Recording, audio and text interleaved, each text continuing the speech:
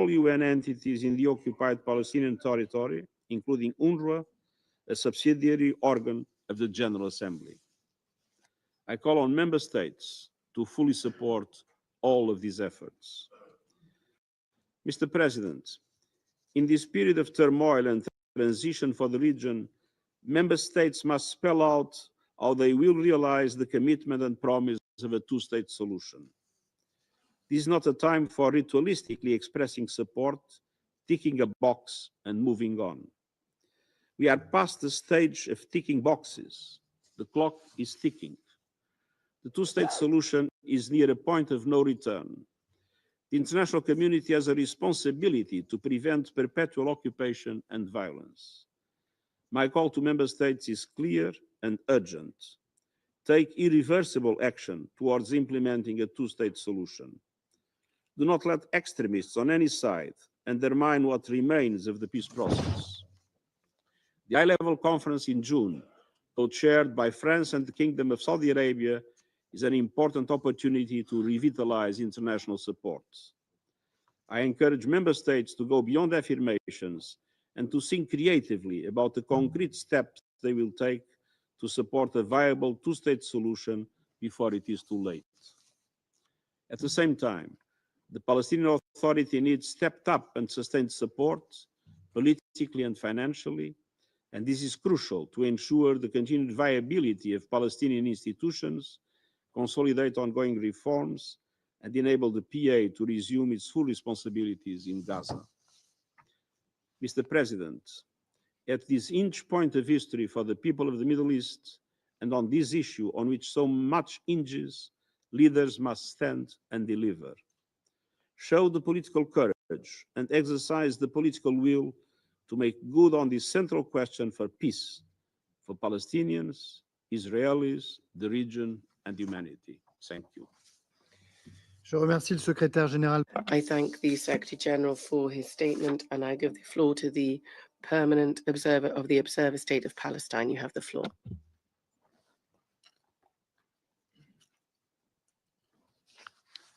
Mr. President, allow me at the outset to express our appreciation for your decision to chair this very important meeting at ministerial level and for the important role France plays on this council and in support of efforts for peace in our region. I want also to welcome all ministers who are with us today. Allow me further to thank the Secretary General for not allowing the world to look away or forget Gaza and the occupied Palestinian territory, reminding them of their obligations and for being a strong voice for humanity and peace. I want also to thank him for being with us today and for his statement, along with the statement of his head of the legal department on behalf of the Secretary General yesterday at The Hague before we presented our opinion. Allow me also to convey our utmost respect for the UN and its heroic personnel on the ground who are risking their lives to save lives. The Security Council has adopted binding resolutions with clear goals: stopping the bloodshed, humanitarian aid reaching those who desperately need it, releasing hostages and detainees, preventing forcible displacement and any attempts at annexation, achieving the two-state solution. The world rallied behind these goals, and yet the reality today is a declared punitive siege by Israel over Gaza to deprive 2 million Palestinians, half of them children, of food and water and medicine and electricity, and all other essentials of life while they endure unbearable, inhumane conditions. There is no shortage of bombs falling on Gaza, but there is an imposed shortage of everything else. starvation as a weapon of war against an entire civilian population that is still being bombarded relentlessly. Families of hostages and detainees are growing more desperate every day.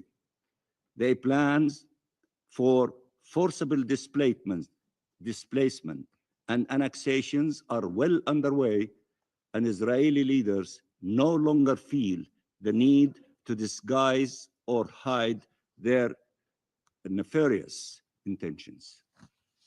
We cannot surrender to this situation. Let me repeat, we cannot surrender to this situation. We must bring it to an end. An immediate ceasefire must be resumed and all its objectives must be achieved.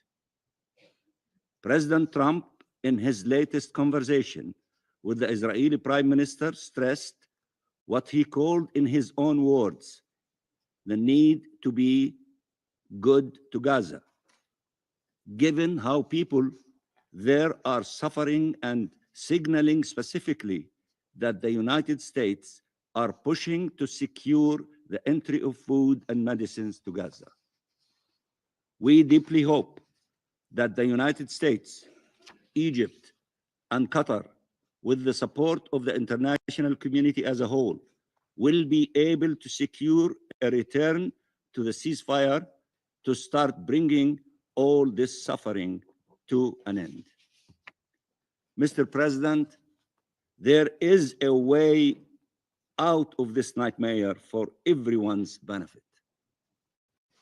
President Abbas, in his address to the PLO Central Council, made it clear that we want peace. I repeat, we want peace, not only for ourselves, but for all. That we are committed to the rule of international law and want to see it prevail. That we believe that the peaceful approach is the one that can deliver our people's rights, and that there is no justification for harming civilians, whether Palestinians or Israelis. At the same meeting, the PLO Central Council established the position of Vice President of the PLO and the State of Palestine, held since by Mr. Hussein Sheikh. I was supposed to attend the Central Council in Ramallah. Instead, Israel, after holding me up for 5 hours, denied me entry to my own country that I proudly represent here. I am a Palestinian born in Palestine to Palestinian parents, and I am prohibited from entering my own country. This is a very small part of the collective punishment imposed on all Palestinians and of the denial of our existence and rights as a nation and as individuals. Mr. President, you have on one side a Palestinian leadership committed to nonviolence, and on the other hand, an Israeli leadership unleashing the worst forms of violence against an entire civilian population. You have a Palestinian leadership that is clearly and unequivocally committed to the two-state solution, and an Israeli leadership decided to its destruction. You have a Palestinian leadership that is showing restraint and acting responsibly, and you have an Israeli leadership whose actions are dictated by its populist and fanatical views. You have a Palestinian leadership committed to international law and aligned with the international consensus, and an Israeli leadership that considers that the rules depend on the identity of the victims and the identity of the perpetrators, demanding impunity for its crimes and considering our very existence a crime.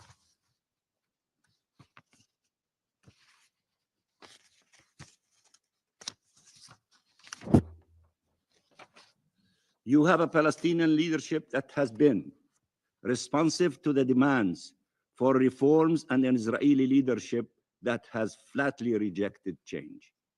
You have a Palestinian leadership committed to a simple and yet essential idea: live and let live, and an Israeli leadership that believes that the existence of one people requires the destruction of another.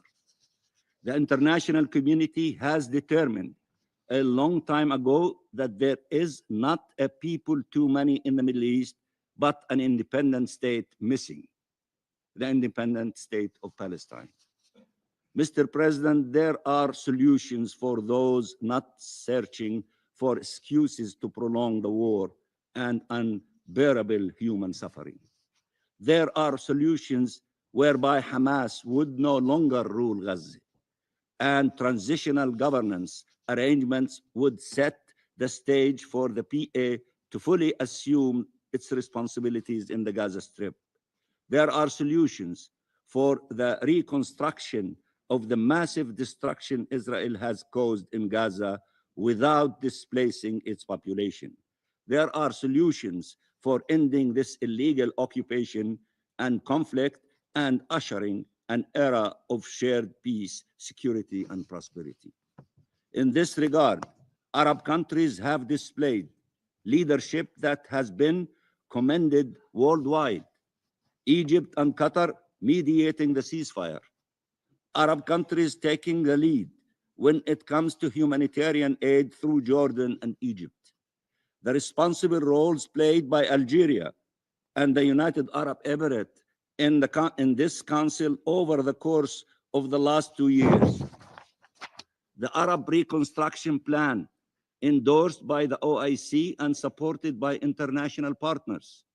The leading role of Saudi Arabia and as chair of the Arab Islamic Committee and as co-chair of the Global Alliance with Norway and the EU, and so-called chair of the June Peace Conference with France.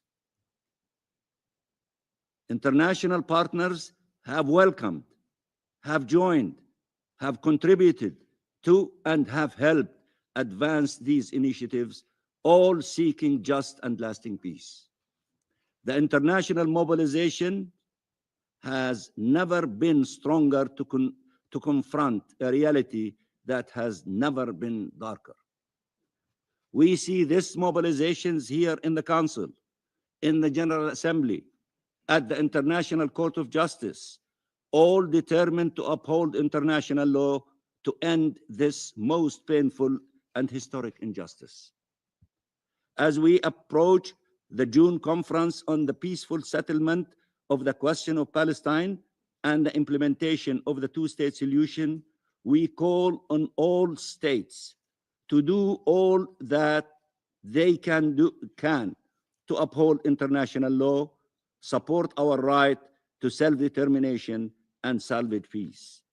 We endorse the call of the Secretary General when he said to all of you and those who are outside this room, this is the time for action, not the reiteration of what we agreed to.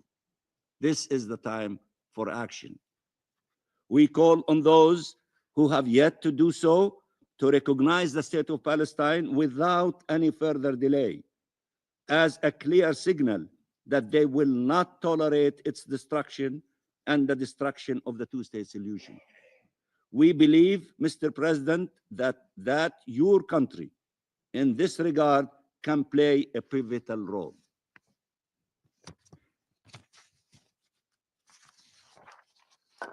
We call on all states to take measures against settlement colonization and against annexation and forcible displacement, and to end Israelis' unlawful presence in the occupied Palestinian territory in line with the ICJ advisory opinion.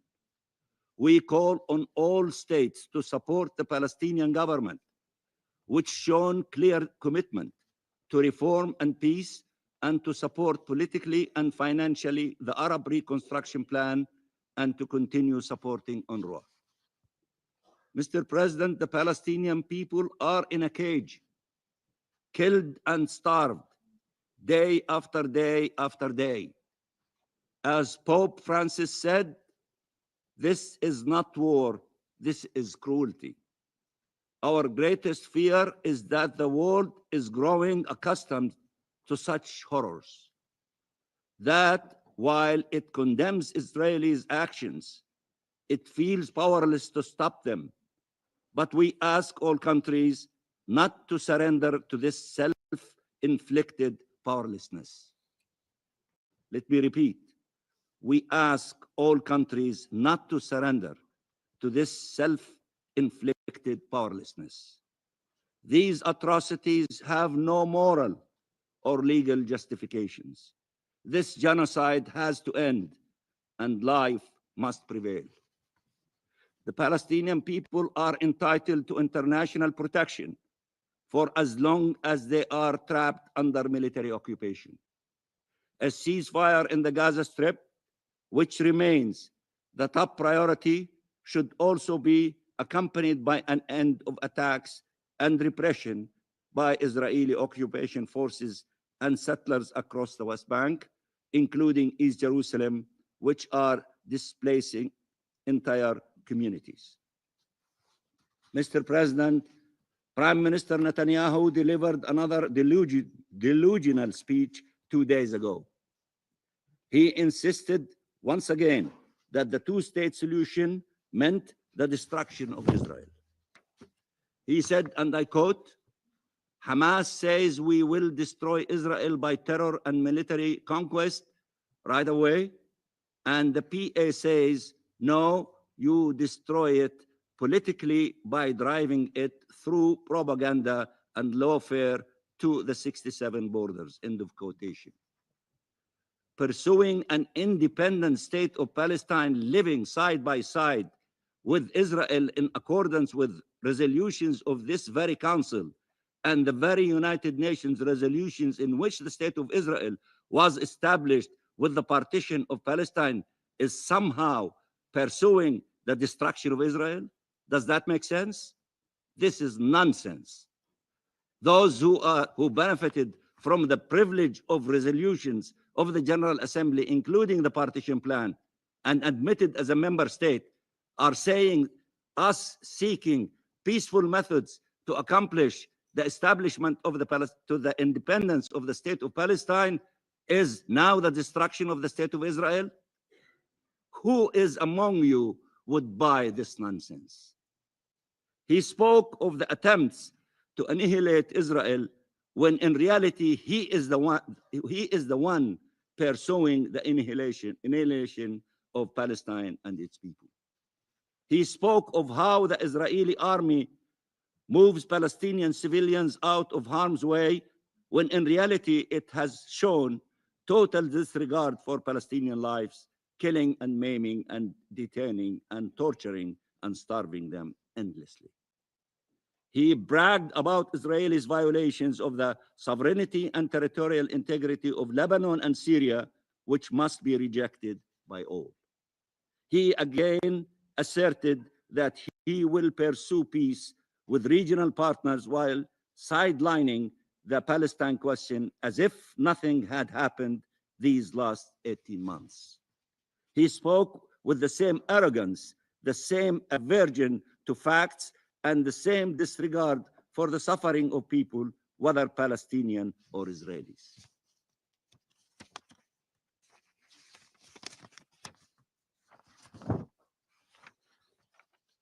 Fanatical delusions will destroy our region. We need a strong leadership for peace. I repeat, we need a strong leadership for peace. The deployment of collective resolve at an unprecedented scale that will finally deliver freedom for the Palestinian people. Two states living side by side in peace and security, and unleash the true potential of our region for the benefit of all. And we totally agree with you, Mr. Secretary General, when you always say there is no plan B for the two-state solution. We belong resolutely to this camp and count in your collective support to ensure it prevails. Thank you very much, Mr. President, and welcome to the Security Council. Je remercie l'observateur. I thank the permanent observer of the Observer State of Palestine for the statement. I now give the floor to the representative of Israel. Thank you, Mr. President, Secretary General, Ministers, Excellencies. It is symbolic that this session is taking place on the eve of Israel's Memorial Day, Yom HaZikaron. It is the day when we honor the soldiers who gave their lives defending our state and the innocent civilians whose lives were cut short by terror. Israel welcomes what is hopefully to be a broader debate on the Middle East. Far too often, this council confines its focus to a narrow segment of the region, missing the broader forces at play, both the forces of progress and the forces of destruction. Today, we have a chance to widen that lens, and we must. As we speak, the Middle East is in dynamic motion. Danger and opportunity walk side by side. There is much to be hopeful about: economic development, dialogue, and collaboration. However, the threats loom imminent, more dangerous than ever. For all the momentum, there are forces seeking to reverse it and take advantage of the instability. And those forces are growing more violent and more entrenched. This is the reality of the Middle East, and we implore the Council and the international community not to ignore or minimize the forces of ruin. This is the reality of terrorism and extremism, of forces present in the Middle East that despise peace and will not rest until their sick version of destruction is fulfilled. There is powerful opportunity in Lebanon today. Public voices, civil society leaders, and elements within its new government are calling for sovereignty, for an end to Hezbollah's tyranny over their country. The Lebanese people have made one thing unmistakably clear: they want peace, stability, and a future free from terror. But Hezbollah, a murderous terrorist organization backed by Iran, continues to hold sway over stockpiles of weapons in civilian areas and is intent on dragging the Lebanese population towards another devastating war. Hezbollah's murderous intent is vividly demonstrated by Hezbollah's ongoing activities. Just 2 days ago, the IDF struck a terrorist infrastructure site in the Dakhya, a Hezbollah stronghold in Beirut, which contained precision missiles intended for use against Israel. The storage of such weaponry within civilian areas constitutes a blatant violation of understandings between Israel and Lebanon and a clear violation of international law. Hezbollah's systematic embedding of missiles amidst the Lebanese population is a cynical exploitation of civilians and another contemptible assault on basic human morality. Prior to the strike, Israel took significant steps to mitigate the risk to uninvolved civilians, including issuing advanced warnings in using precise munitions. Israel will continue to act as necessary to remove threats to its people while taking every possible measure to uphold its obligations under international law. The Lebanese government must have a monopoly on military force. That is the Israeli position. That is the Lebanese position. That is the position of our cessation of hostilities agreement. And it is, of course, the position of this Council per Resolution 1701 and 1559. However, the international support for Lebanese sovereignty and Hezbollah's disarmament must be more than rhetorical. The implementation of the cessation of hostilities agreement on the Lebanese side remains partial, with many of the violations reported to the US-led mechanisms remaining unaddressed. The international community must take tangible steps to assist the Lebanese government and armed forces in reclaiming its sovereignty and dismantling Hezbollah's parallel army of terrorists. We cannot waste another decade standing by as Hezbollah regains its strengths and further entrenches itself in Lebanon. Syria today is a country no longer under the Assad regime, but not yet under stable governance. The collapse of the Assad regime created a volatile void. The armed military militias roam unchecked. Iranian-backed forces operate with impunity. Radical groups, some aligned with the most brutal global terror networks, control territory and populations. As is too often the case in times of collapse, Syria's most vulnerable, its minorities, its internally displaced, its religious and ethnic communities are the ones left exposed. Christians, Druze, Kurds, Yazidis are all caught between a shattered state and roaming militias. Moreover, we cannot ignore the deeply troubling pattern emerging in Syria, where individuals with jihadist backgrounds have been appointed to key positions within the provisional government and its affiliated armed groups. These individuals, many of whom were previously aligned with terrorist organizations such as Al-Qaeda, ISIS, and Jabhat al-Nusra now hold command over military infrastructure that could be used to destabilize the region and threaten the security of neighboring states, including Israel. These groups' ideologies are clear and cause for serious alarm. This threat was evident last month in the brutal massacre and abuse of Alawite civilians and other vulnerable populations. The Syrian people deserve better. They deserve a future not dominated by sectarianism and foreign interference. They deserve international support that empowers local stability, not the enabling of jihadism and chaos. This council must recognize the urgency of the situation. Syria must not become a permanently fractured state governed by guns, but by the rule of law. The region cannot afford it, and the Syrian people can no longer endure it. Mr. President, as we look across the region, there is one thread connecting the instability. It is the same thread connected to the Houthi missiles, which are relentlessly fired at Israel population centers. It is the same thread connected to Hamas's massacre of our people on October 7th. Iran is not a lowly agitator. It is the engineer of our region's turmoil. Through Hezbollah in Lebanon, Hamas and Islamic Jihad in Gaza, militias in Iraq and Syria, and the Houthis in Yemen, Iran has constructed a deliberate network of violence to expand its reach and destabilize its enemies. This is active, ongoing, and strategic. And above all, Iran continues to advance its nuclear ambitions. It issues existential threats openly and regularly. Israel will not allow Iran to obtain nuclear weapons. We will not waver. We will not retreat on this issue, and we call on the international community to uphold that red line, because the consequences of a nuclear Iran will not be limited to Israel. They will extend across this region and beyond. The international community can no longer afford to abdicate its responsibility when it comes to Iran. The chaos Tehran has released across the region is a result of years of hesitation and indulgence. Its accelerating nuclear program now poses an even graver threat. It is time to confront the reality that unchecked Iranian aggression will not proceed on its own. It must be confronted decisively and collectively. Iran's fingerprints are, of course, on the situation in Gaza, where its proxy Hamas has brought only ruin to its people and terror to ours. I remind the Council that Israel did not seek this war. It was forced upon us on October 7th, when Hamas committed the worst massacre of Jews since the Holocaust. Over 1,200 murdered, entire families, babies, children, mothers, grandparents wiped out. 251 hostages were taken into Gaza. Today, 59 of those innocent people remain, with 24 believed to be alive. 35 more are believed to be dead, their bodies still inhumanely held. Hamas has rejected every reasonable offer for their return home. Instead, it releases horrifying footage of hostages to deepen the agony of their families and to prolong their torment. This is sadism. It is psychological warfare in the vilest degree imaginable. Israel has a duty to its people and to the world to dismantle Hamas's military and governing infrastructure, to ensure Gaza can never again be used as a launchpad for atrocities, and first and foremost, to bring our hostages home. However, that duty has never come at the cost of our international obligations.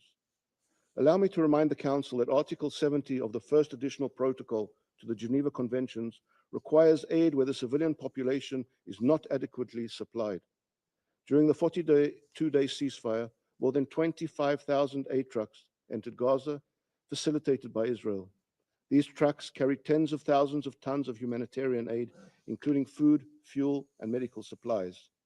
Israel is closely monitoring the situation and coordinating with relevant UN agencies and humanitarian organizations on the ground. Our assessments indicate there is currently no evidence of a humanitarian crisis in Gaza. Further, under Article 23 of the Fourth Geneva Convention, a party is not obliged to allow in aid that is likely to support the enemy's military effort. And yet, this is exactly what Hamas has done, stealing aid from the civilian population and selling supplies to rebuild the terror machine. Still, some in the international community continue to draw dangerous false equivalencies, ignoring that Hamas alone began this war, continuing to prolong it, and still holds 59 hostages underground in inhumane conditions. 59 hostages who have never received an ounce of humanitarian aid. As Eli Sharabi recently testified before this council, he personally witnessed Hamas terrorists bringing UN humanitarian aid into their tunnels where they consumed it themselves, denying even the smallest share to the starving hostages. This war can end tomorrow if Hamas releases the hostages and lays down its weapons. That is the only path to peace. That is why the convening of the high-level international conference on the conflict in June is destined, unfortunately, to fail. Such an initiative is disconnected from the current reality and risks doing more harm than good, particularly in the post-October 7th environment. It creates false expectations while ignoring the underlying dysfunction of the Palestinian Authority, its ongoing support for terrorism via the pay-for-slave program, its refusal to implement long overdue reforms, its promotion of incitement, and its legal warfare against Israel in international forum.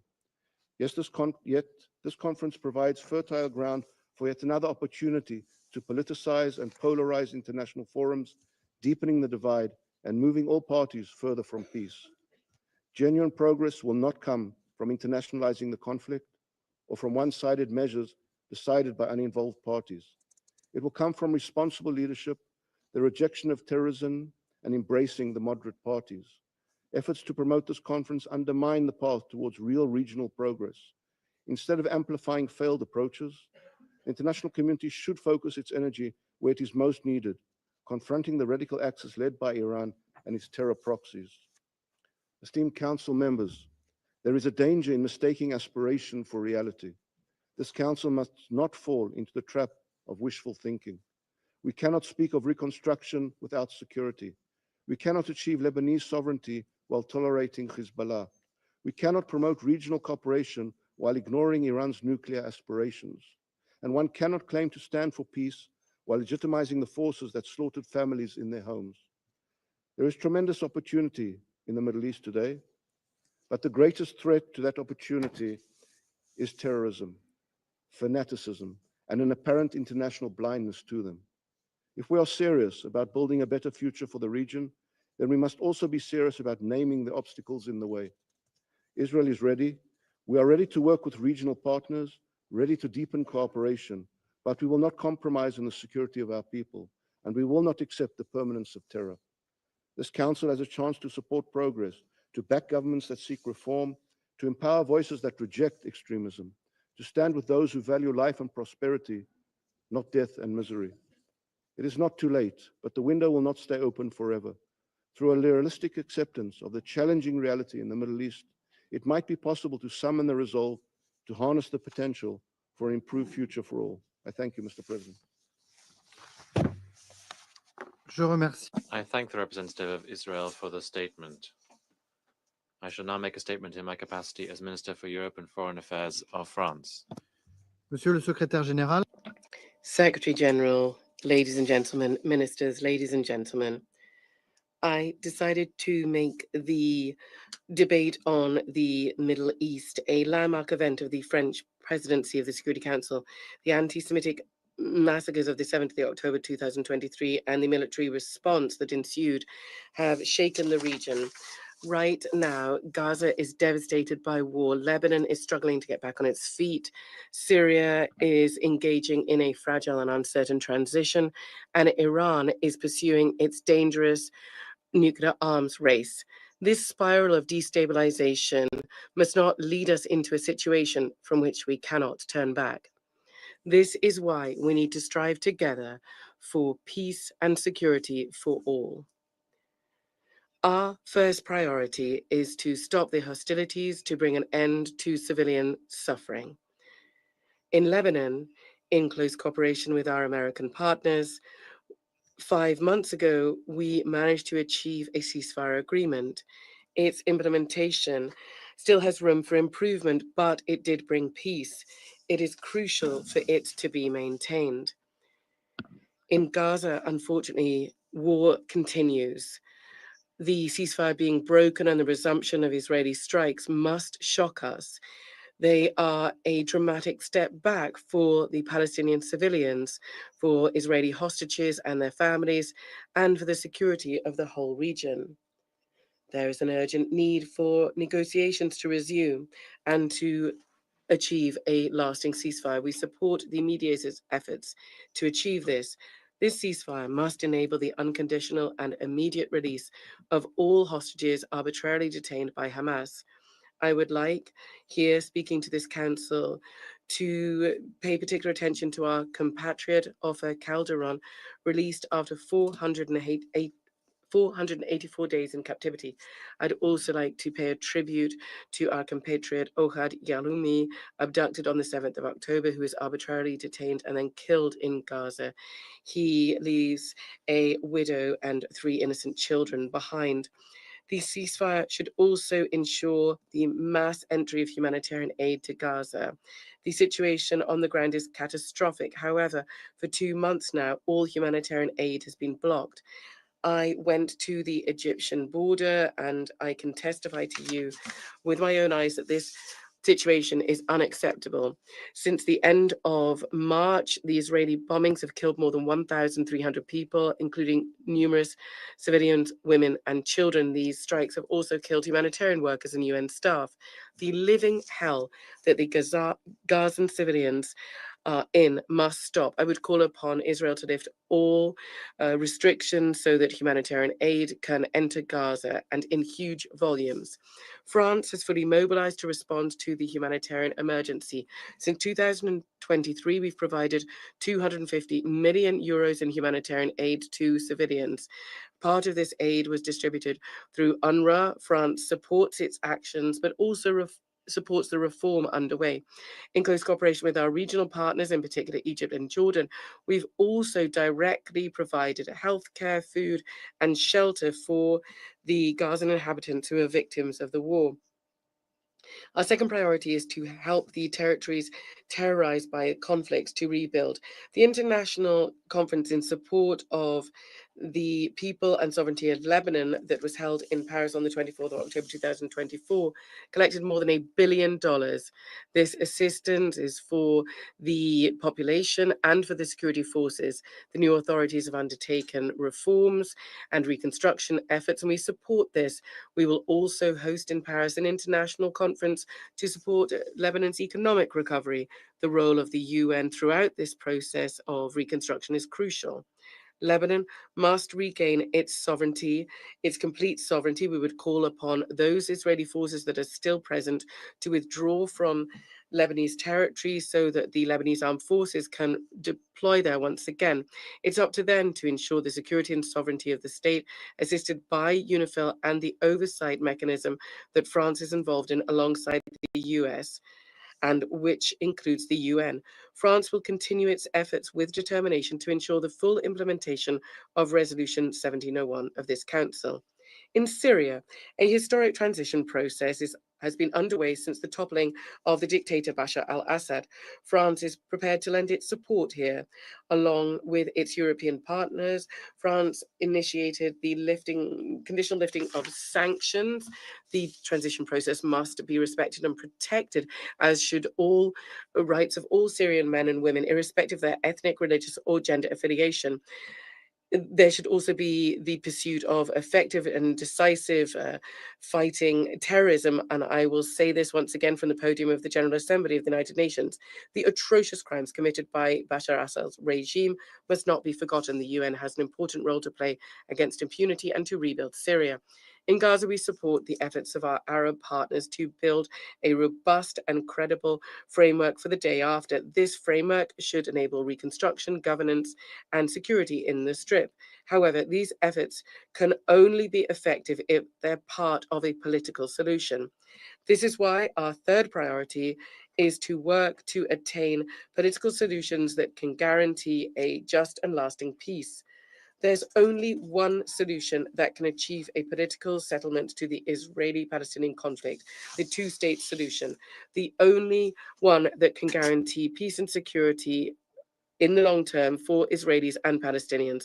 This solution has currently been undermined by the heightened settlement activity in the West Bank and by violence by extremist settlers and by the desire to weaken the Palestinian Authority and by talk of an annexation and forced population displacement. Given the facts on the ground, the prospect of a Palestinian state, that prospect needs to be protected. That is why Along with Saudi Arabia, France will organize in June here in New York an international conference on the implementation of the two-state solution. Our objective is clear: to make progress on the recognition of Palestine and the normalization of relations with Israel at the same time. This is how we will be able to guarantee Israel's security and its regional integration, whilst responding to the legitimate aspirations of the Palestinians to have their own state. This roadmap for the effective implementation of the two-state solution also involves disarming Hamas, defining a credible government structure from which it will be excluded, and the reform of the Palestinian Authority.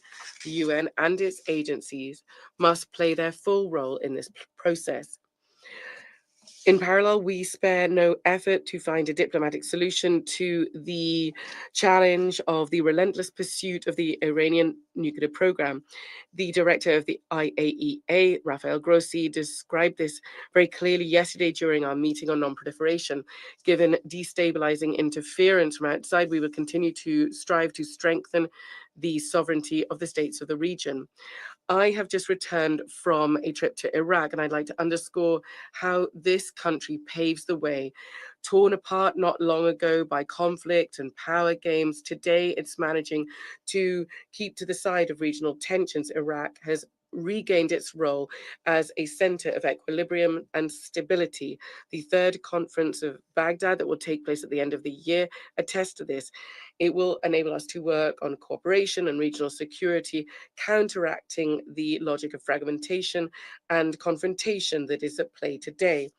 Mr. Secretary General, ladies and gentlemen, France seeks to serve peace and sovereignty, without which nothing is possible. We are firmly committed through our history and our geography to the Near and Middle East. Today, our security and our stability all depend on this region, that of all of us. We are therefore determined to pave with you, for you, the path of peace.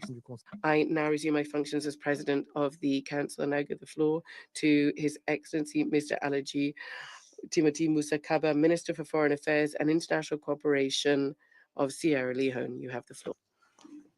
I thank Mr. President, Excellency Mr. Jean-Noël Barrot, Minister for Europe and Foreign Affairs of France. I thank you for convening this important ministerial level debate. And I also thank the Secretary General for his briefing and unwavering leadership in seeking peace in the Middle East under deeply challenging conditions. This meeting comes at a moment of grave urgency. The prolonged Israel-Palestine conflict continues to inflict devastating humanitarian, security, and political consequences, destabilizing the region and challenging the collective conscience of the international community. The recent and continued violations of ceasefire agreement have worsened an already catastrophic humanitarian situation. In the Gaza Strip and West Bank, we are witnessing an alarming deterioration characterized by mass civilian casualties, repeated displacement, and widespread destruction of infrastructure, an affront to international humanitarian law and the rules-based international system.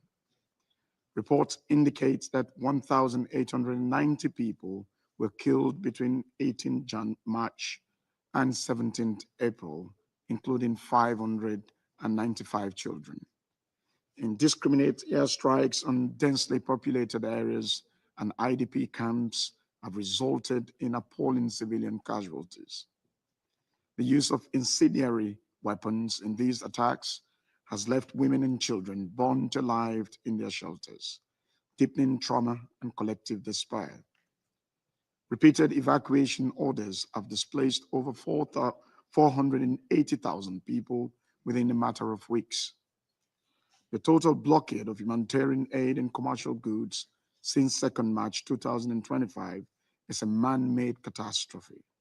Despite the presence of food convoys by UNRWA and the World Food Programme WFP, access remains blocked. WFP's recent warning of depleted food reserves and the possible suspension of operations is a dire signal. Medical facilities already overburdened and under-equipped face collapse. Fuel, medicine, clean water, and electricity are almost non-existent. Humanitarian personnel operate under immense risk. Dozens have been killed, while UNRWA, a lifeline for millions of Palestinians, faces obstruction, politicization, and underfunding. The legal obligations of the occupying power are clear under the Fourth Geneva Convention. Israel, as the occupying power, is bound to ensure the welfare of civilians in the occupied Palestinian territory, including access to food, water, shelter, and medical care. These obligations are not discretionary. In this regard, Sierra Leone strongly supports the submission of the United Nations to the International Court of Justice, which reaffirmed Israel's continuing legal obligations toward the United Nations, UNRWA, and the people under occupation. The UN's legal position is unambiguous. Israel cannot derogate from its responsibilities under international law and must allow unhindered humanitarian access. Mr. President, the situation in the West Bank, including East Jerusalem, is equally concerning. Settlement expansion, the demolition of homes, and restrictions of Palestinian movement continue to intensify. Thousands remain displaced in Jenin, Torkham, and other communities. These actions risk undermining the path toward a two-state solution and must cease. Sierra Leone underscores the urgent need for accountability and compliance with international humanitarian law. Despite the non-convening of a conference of high contracting parties to the Fourth Geneva Convention with the aim of reaffirming legal protections, accessing compliance, and advancing mechanisms for accountability, Sierra Leone continues to urge for compliance with IHL and a constant reaffirmation of its principles. As a country that emerged from conflict through multilateral solidarity and principled diplomacy over 2 decades, Sierra Leone believes in peace through lawful and negotiated settlement, not through violence or collective punishment. In this regard, we emphasize the following priorities. First, improving the security situation. We unequivocally condemn the targeting of civilians, hostage taking, and all forms of attacks on non-combatants.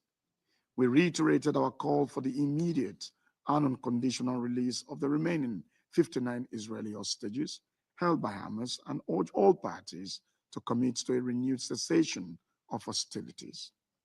Security Council Resolution 2735-2024 provides a foundation for dialogue. Second, ensuring humanitarian access. Humanitarian assistance must not be politicized or weaponized. We call for the safe, sustained, and unimpeded access for aid agencies across all border entry points into Gaza, including the Rafah, Kerem Shalom, and Erez crossings. We reject restrictions placed on UNRWA and other aid organizations and support full resumption of their work. The international community must urgently act to avert a famine and allow the continuation of critical health interventions, such as the forthcoming round of polio vaccinations. Third, Mr. President, supporting a renewed peace process.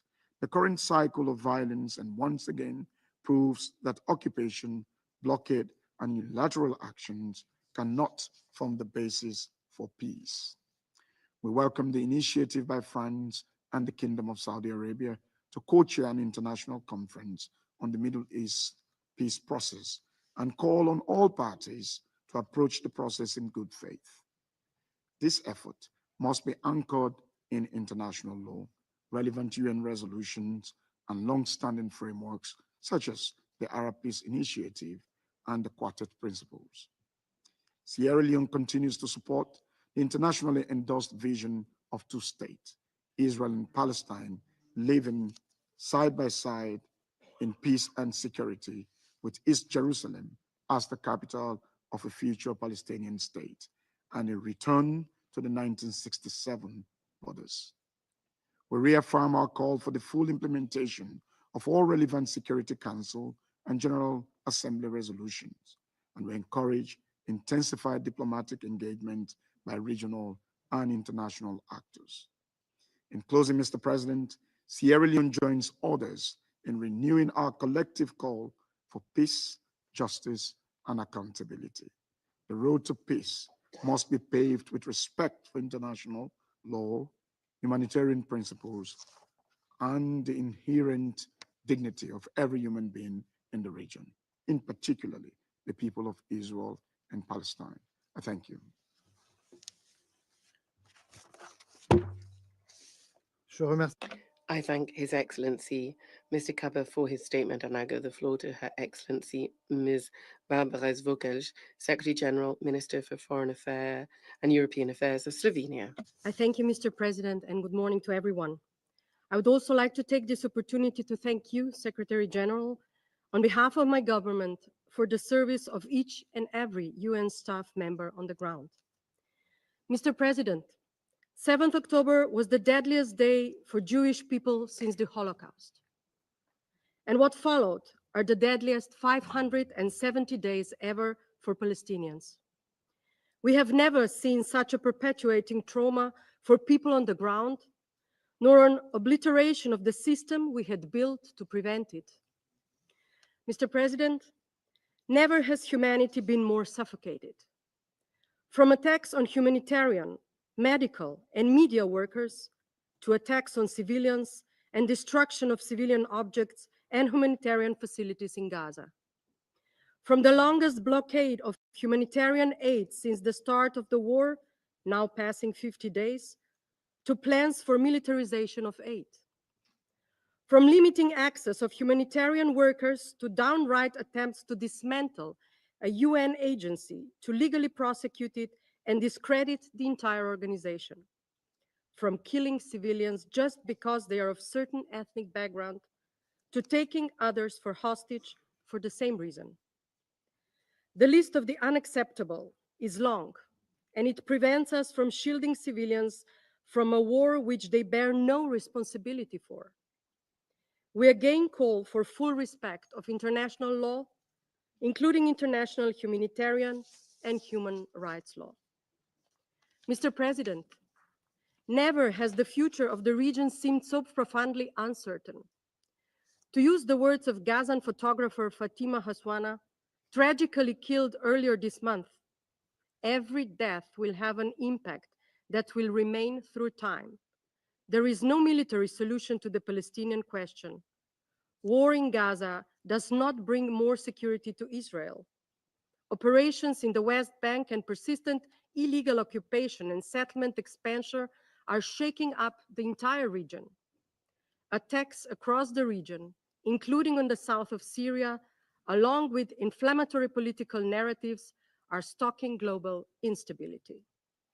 As a diplomat, I fear what could come out of the ashes of the Gaza war if there is no united front from the international community to prevent more violence, more hatred, and more radicalism.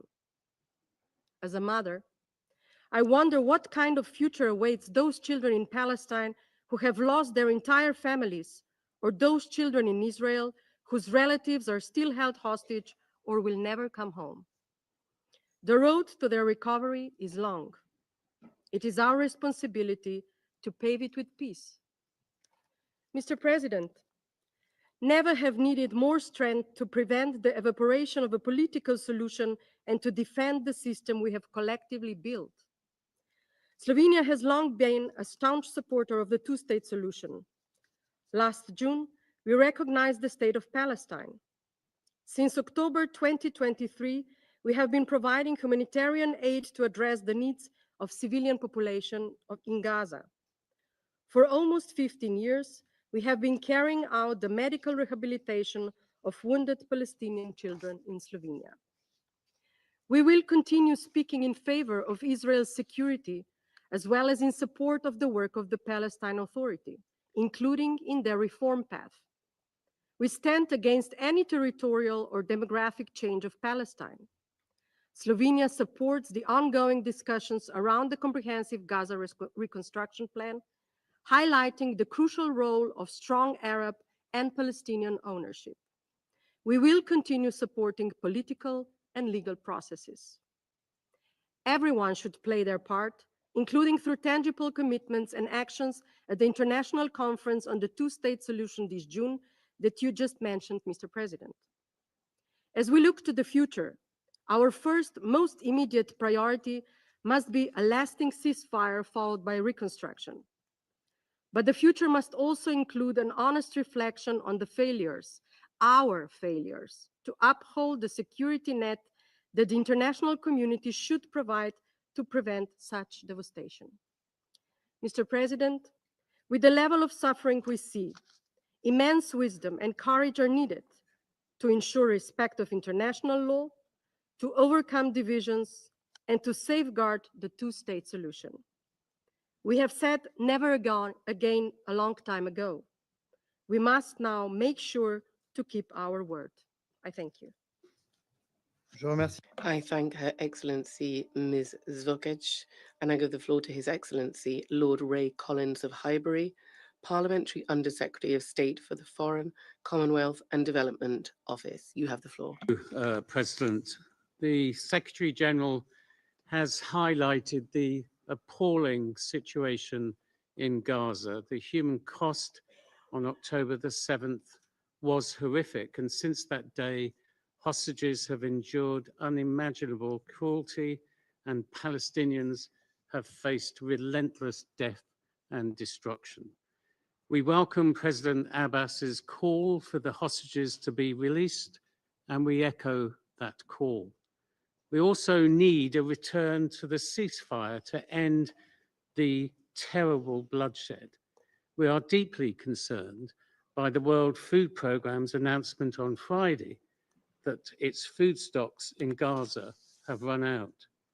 It is unacceptable that Israel has blocked humanitarian support from entering Gaza for nearly 2 months, meaning that Palestinian civilians, including 1 million children, are facing starvation, disease, and death. UN and other workers must be able to deliver life-saving assistance safely and in line with humanitarian principles. We are outraged by recent attacks, including the killing of Palestinian Red Crescent workers and the hit on a UN compound on the 19th of March. Israel has admitted that this was caused by one of their tanks, despite the compound being known to the IDF as a UN humanitarian facility. This is inexcusable. We urge Israel to ensure accurate public statements on such grave incidents. It must conduct full and transparent investigations into these incidents, hold those responsible to account, and reinstate an effective deconfliction system to prevent such tragedies. President, the United Kingdom believes that lasting peace and security can only be achieved through a two-state solution. And we thank France and Saudi Arabia for their leadership in preparing for the conference in June. We should build on the Arab plan for the Gaza's future and develop credible security and governance plans acceptable to both Israel and Palestinians. Hamas must no longer govern Gaza or pose a threat to Israel, and we should build the capability of the Palestinian Authority, which will be central to a future state. Finally, we must seize the opportunity to build lasting peace across the region. There has been important progress in Lebanon, where the government has committed to crucial reforms, and in Syria, with moves towards an inclusive political transition.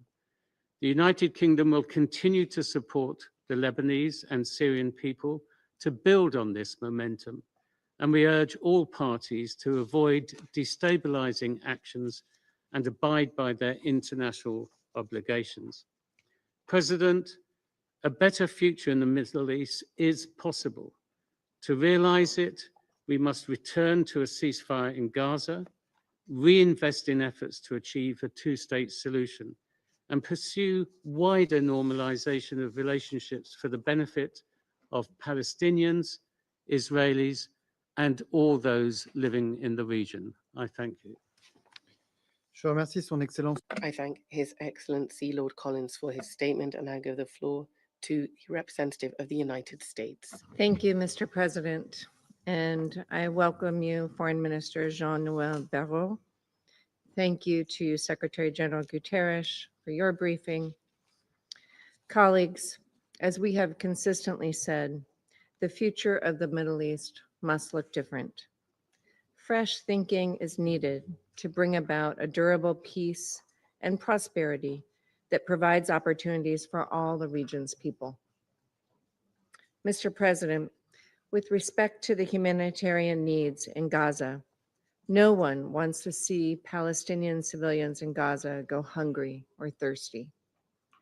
A ceasefire agreement would create the condition for the flow of humanitarian aid, but Hamas is preventing this agreement from being concluded. Just 2 weeks ago, Hamas rejected yet another proposal put forward by the United States, Qatar, and Egypt that would release hostages who have been held for 570 days and bring calm to Gaza. Instead, Hamas, a brutal terrorist organization, continues to violently suppress organic protests against its barbaric rule and demonstrate its lack of regard for the Palestinian civilians it purports to represent. Hamas bears sole responsibility for the war it unleashed on October 7, 2023, when it committed the worst massacre of Jews since the Holocaust and abducted more than 250 hostages, as well as for the resumption of hostilities in March following Hamas's rejection of multiple proposals. The United States supports Israel in its fight to defend itself from groups that wish to destroy it.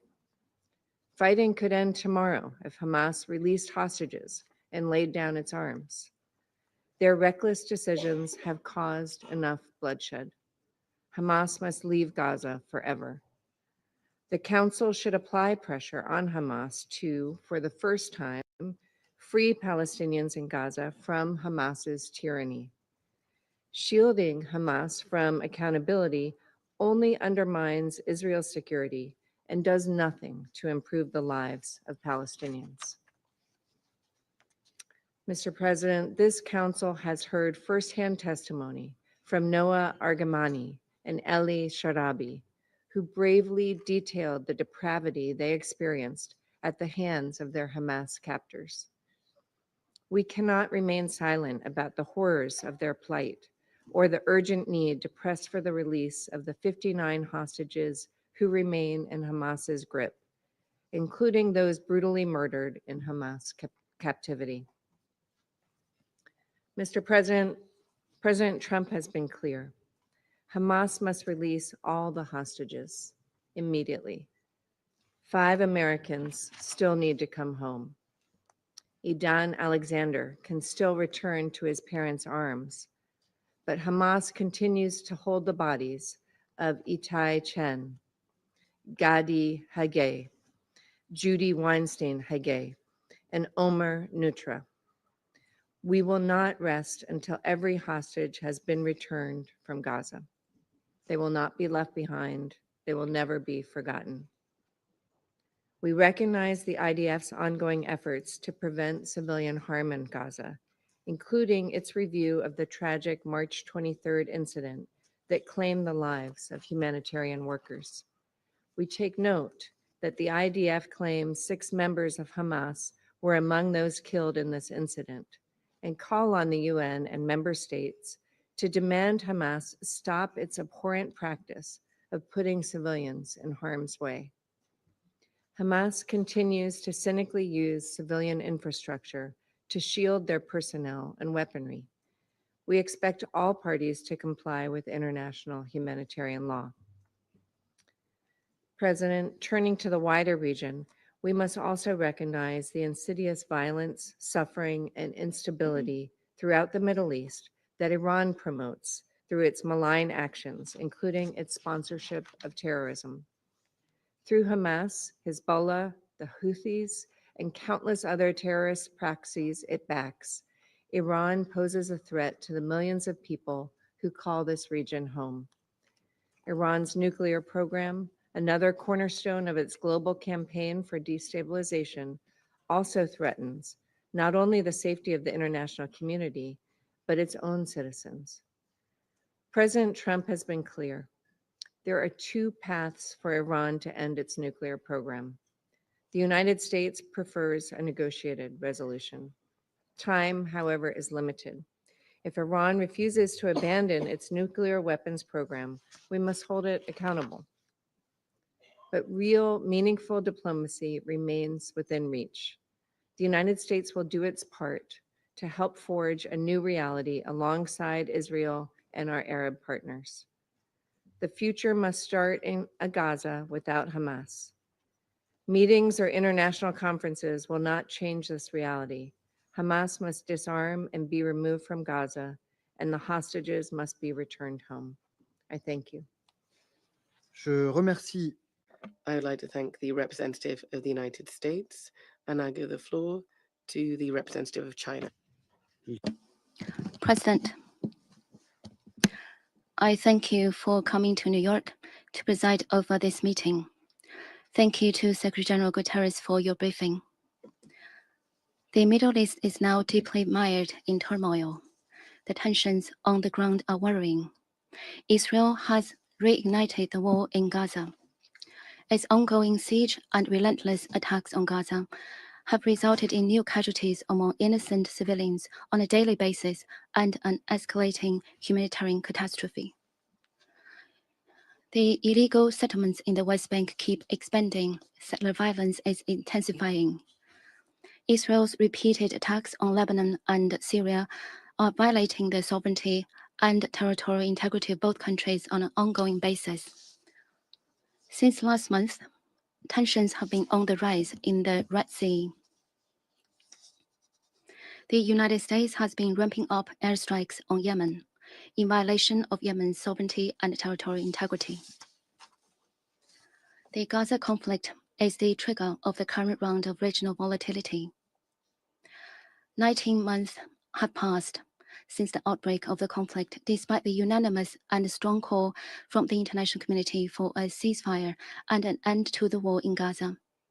Peace remains elusive. Amid the mayhem, over 52,000 people have lost their lives. 2 million people in Gaza are threatened with forced displacement. The current round of the Gaza conflict has lasted for so long with so much devastation. A major reason for this is the wanton violation of the basic norms underpinning international rule of law. Here, I wish to reiterate some self-evident principles. Security Council resolutions must be fully implemented. This is stipulated in the Charter of the United Nations. There's no room for distortion in interpretation. Abiding by international humanitarian law is a non-negotiable obligation and must not be used as a bargaining chip. The principles of international law are universally applicable to all countries. Double standard and selective application entail serious consequences. We urge Israel to fulfill its international legal obligations in earnest and observe the basic norms governing international relations. The United States, a country with major influence on the party concerned, should cast aside its geopolitical self-interests, uphold a fair and responsible attitude, and work to restore peace and stability in the region. Given the gravity of the situation, I wish to emphasize the following points. First, a lasting ceasefire must be secured. Violence or force cannot bring about security. A lasting ceasefire in Gaza is the best way to save lives and bring hostages home. This must be an overriding priority. China urges Israel to relinquish its obsession with the delusion of winning by force and to immediately cease its military operations in Gaza and its attacks on Lebanon and Syria. We call on the US to stop its airstrikes on Yemen and to respect Yemen's sovereignty, security, and territorial integrity. The Houthis should stop harassing merchant ships and should maintain the safety of shipping lanes in the Red Sea. Second, humanitarian aid in Gaza must be restored. Humanitarian aid must not be weaponized. Israel must fulfill its obligations under international humanitarian law as the occupying power by immediately lifting the blockade and fully restoring humanitarian access to Gaza. We strongly condemn any attacks against humanitarian workers and call for thorough investigations and accountability for all attacks. These so-called professional failures must not be used as an excuse to kill humanitarian workers. UNRWA, a body established upon a mandate of a UNGA resolution, enjoys privileges and immunities. Its dignity, safety, and security and facility should be respected and guaranteed. Third, unilateral actions that violate international law must stop.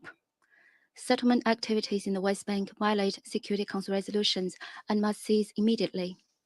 Security Council Resolution 2735 made it clear that, I quote, it rejects any attempt at the demographic and territorial change in the Gaza Strip. The recent expansion of the Israeli military presence in Gaza, carving out more than half of the territory into a buffer zone, is a cause for serious concern.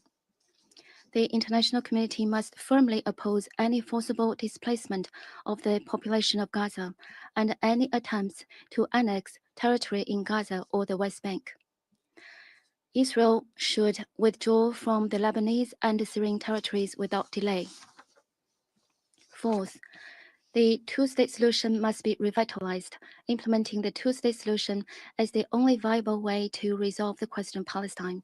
We support the Gaza Recovery and Reconstruction Plan jointly launched by Egypt and other Arab countries. We commend France and Saudi Arabia for convening the upcoming high-level conference on the two-state solution in June and hope that the conference will inject new impetus to the implementation of the two-state solution. The international community should step up its efforts to promote the political process of a two-state solution and provide it with robust guarantees.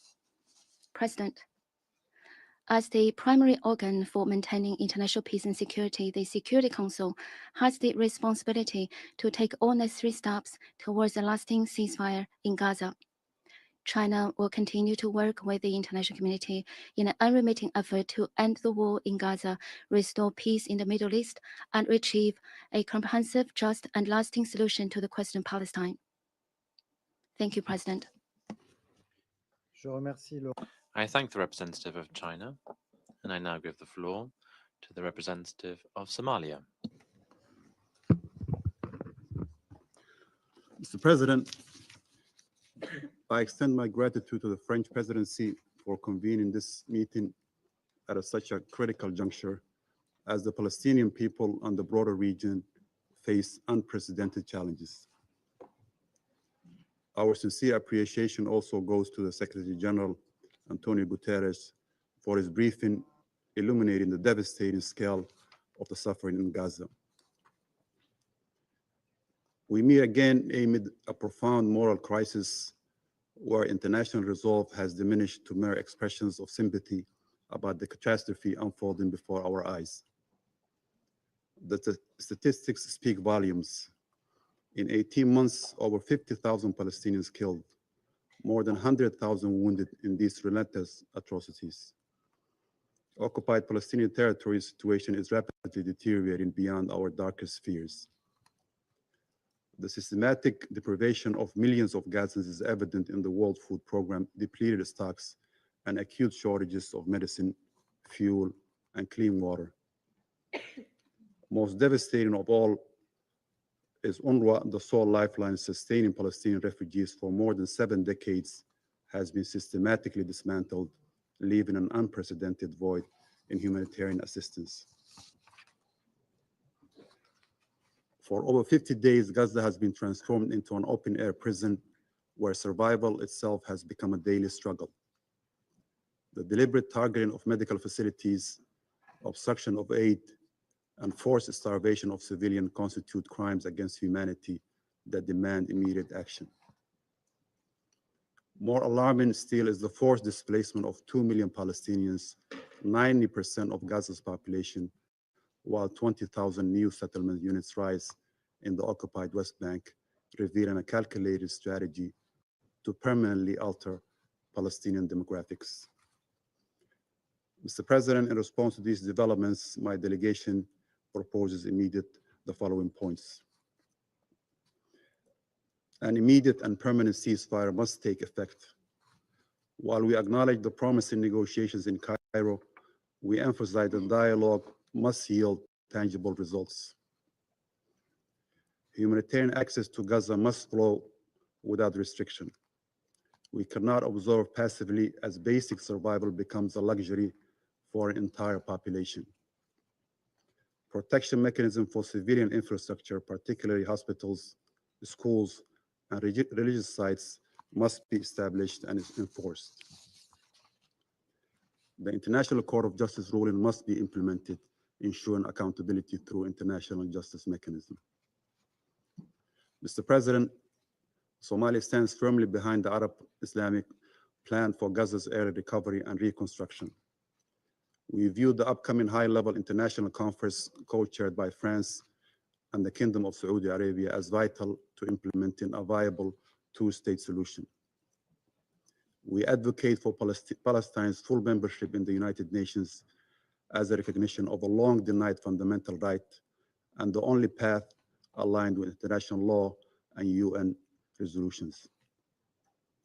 Yet this solution grows more distant with each day of occupation, each new settlement, each demolished home. Mr. President, beyond Palestine, we are concerned about Israel's continued aggression in Lebanon and its violation of its sovereignty, including airstrikes and presence in the authorized buffer zone. We call for immediate Israeli withdrawal from the Lebanese territory and uphold its obligation under UN Security Council Resolution 1701 of 2006. In Syria, we denounce the repeated Israeli airstrikes on civilian infrastructure, airport, and airstrips. These actions not only violate international law, but breach the 1974 disengagement of force agreement between Israel and Syria, threatening regional stability. In conclusion, Mr. President, our delegation reiterates its unwavering position. We must revitalize the political track towards a comprehensive peace, recognizing the state of Palestine with Al-Quds al-Sharif as its capital as the only viable path forward. The choice before this council is stark. We can either perpetuate a cycle of crisis management, or we can summon the political courage to pursue a lasting and just solution. The stability of our region and the credibility of this council depends on it. Somalia stands ready to support all genuine efforts toward this end. I thank you, Mr. President. I thank the representative of Somalia. I now give the floor to the representative of Greece. Thank you very much, Your Excellency. Thank you for being with us today to attend this very important debate that you're presiding over. Peace cannot be achieved through violence. It can only be attained through understanding and negotiations.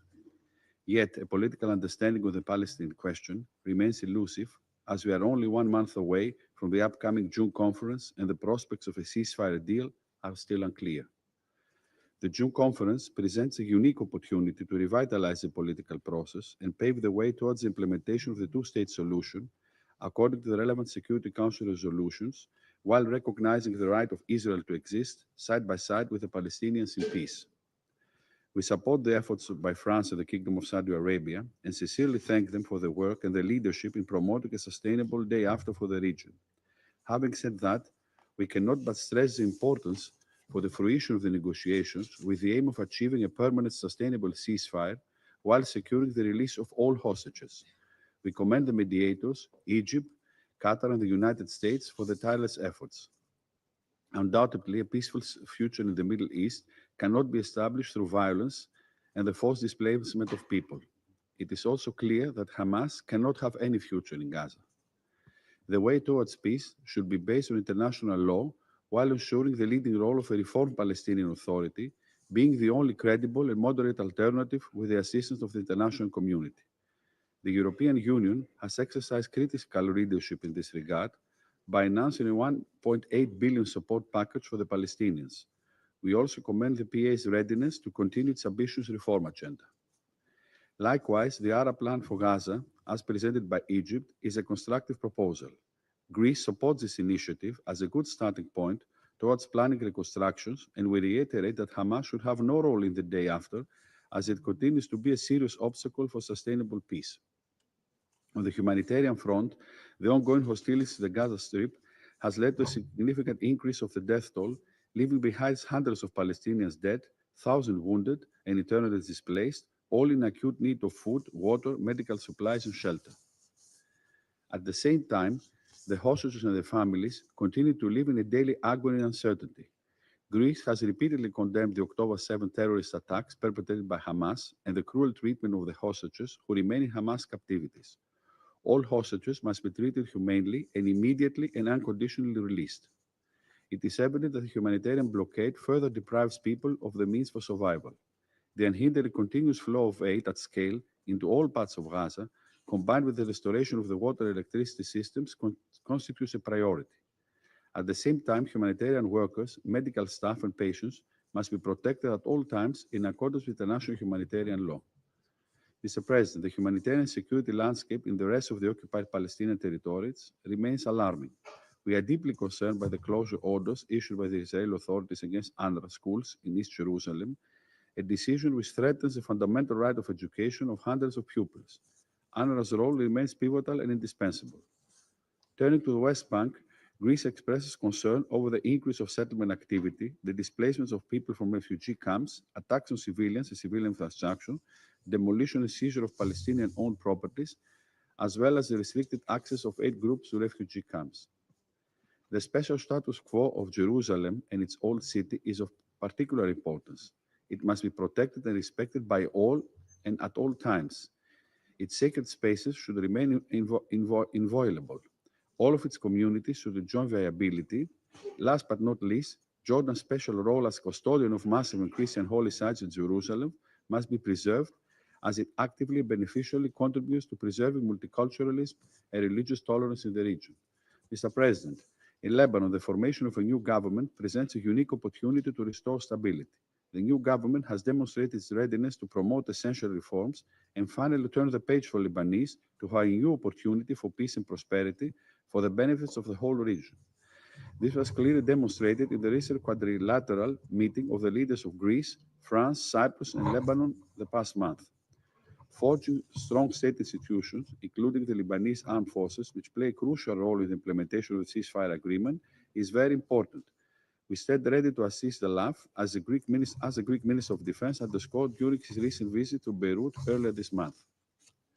We strongly reaffirm our support for the relevant Security Council resolution and the territorial integrity, sovereignty, and political independence of Lebanon, as mentioned in Security Council Presidential Statement of January 15. UNIFIL is key for the restoration of peace and security, and thus Greece will be actively engaged in the discussion of the renewal of its mandate this summer. Mr. President, it has only been a few days since our last meeting in this chamber on the situation in Syria in the presence of Syrian interim foreign minister. As Special Envoy Peterson noted, the political transition in Syria is now the truly critical juncture. This transition needs to be fully inclusive, Syrian-led and owned, according to the principle of Security Council Resolution 2554, as justice, accountability, and respect for international law, including the law of the sea, remains critical. A stable and prosperous Syria is key for the future of the Middle East. In concluding, Mr. President, hope should prevail over violence. The cycle of violence that started on October 7 must finally come to an end so as to open the path for a vision of regional integration and prosperity, which would bring concrete benefits to all peoples in the region. I thank you. Je remercie. I thank the representative of Greece. I now give the floor to the representative of Guyana. Your Excellency Jean-Noël Barrot, Minister of Europe and Foreign Affairs of France, thank you for convening this high-level open debate. I also thank Secretary General Guterres for his sobering briefing. Mr. President, The situation in the occupied Palestinian territory remains at the center of the conflagrations we are witnessing in various parts of the Middle East region.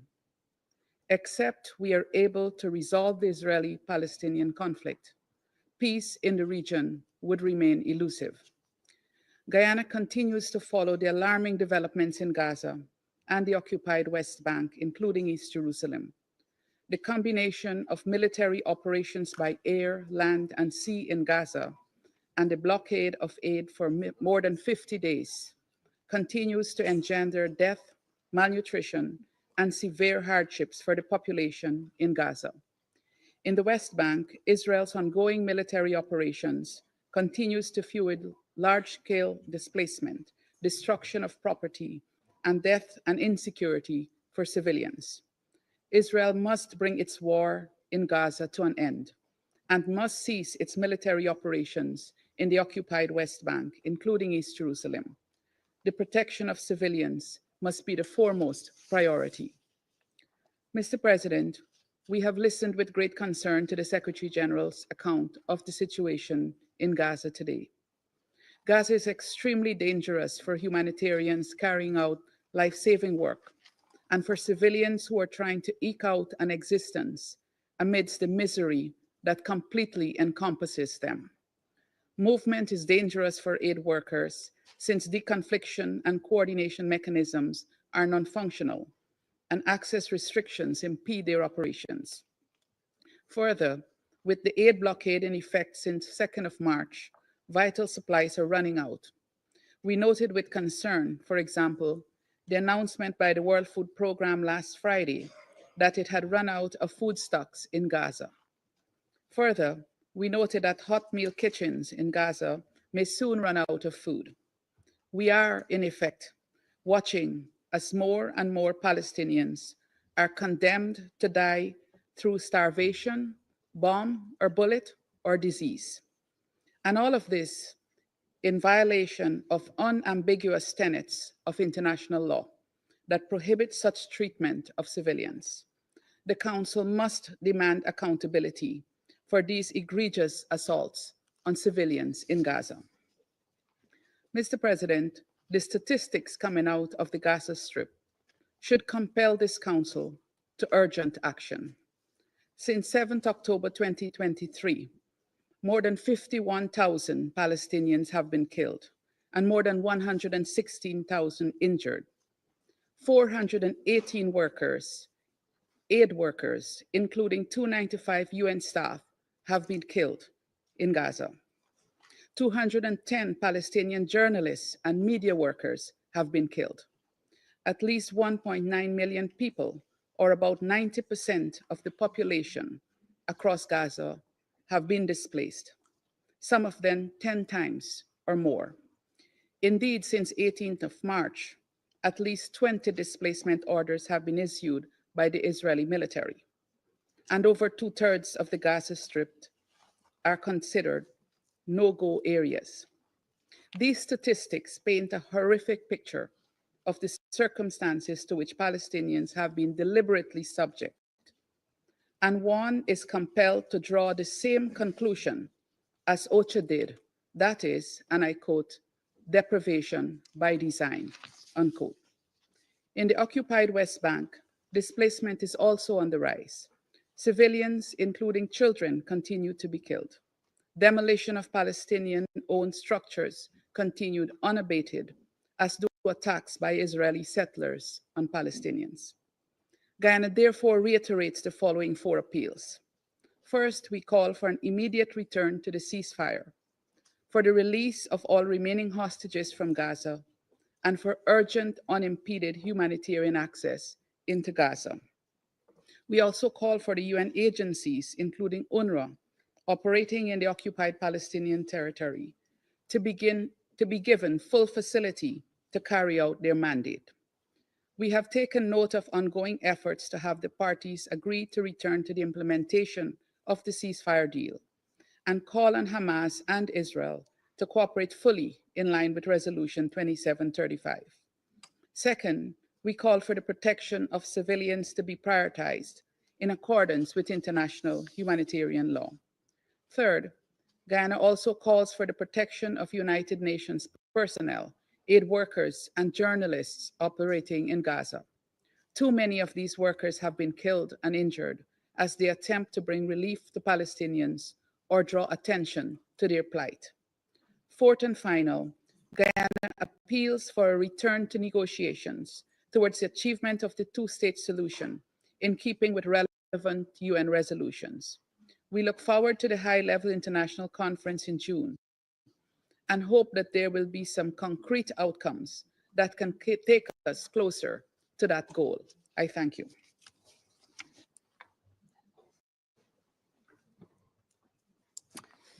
Je remercie. I thank the representative of Guyana. I give the floor to the permanent representative of Denmark. Mr. President, the Middle East continues to face a series of complex and interconnected challenges. It is a region marked by striking dualities of perseverance and instability, but also of progress too often tempered by regression. In recent months, we welcome a new president and government in Lebanon and underlined the need for strengthening the Lebanese armed forces to help secure a permanent ceasefire and promote the state's authority in the country. We have celebrated the collapse of the brutal Assad regime in Syria. While Syria still faces many challenges, the appointment of a transitional government is commendable. Denmark continues to support the Syrian people and calls for an inclusive and Syrian-led political transition process in line with the principles of Resolution 2254. And we've seen a significant weakening of Hamas and Hezbollah throughout the region. These developments offer hope for a more stable and peaceful Middle East. In contrast, we are also observing a series of deeply concerning developments. In Gaza, the humanitarian situation is ever deteriorating, and the ceasefire has collapsed. No humanitarian aid has been allowed into Gaza for almost 2 months due to the complete humanitarian blockade imposed by Israel, cutting 2 million people from basic assistance. Water, electricity, and medical supplies are lacking. We are further alarmed by the recent reports that WPF has depleted all its food stocks in Gaza. Families in Gaza are reporting utter exhaustion from moving numerous times due to Israeli-issued evacuation orders. Mr. President, Israel has experienced extreme trauma following Hamas terrorist attack on October 7 and has the right to defend itself.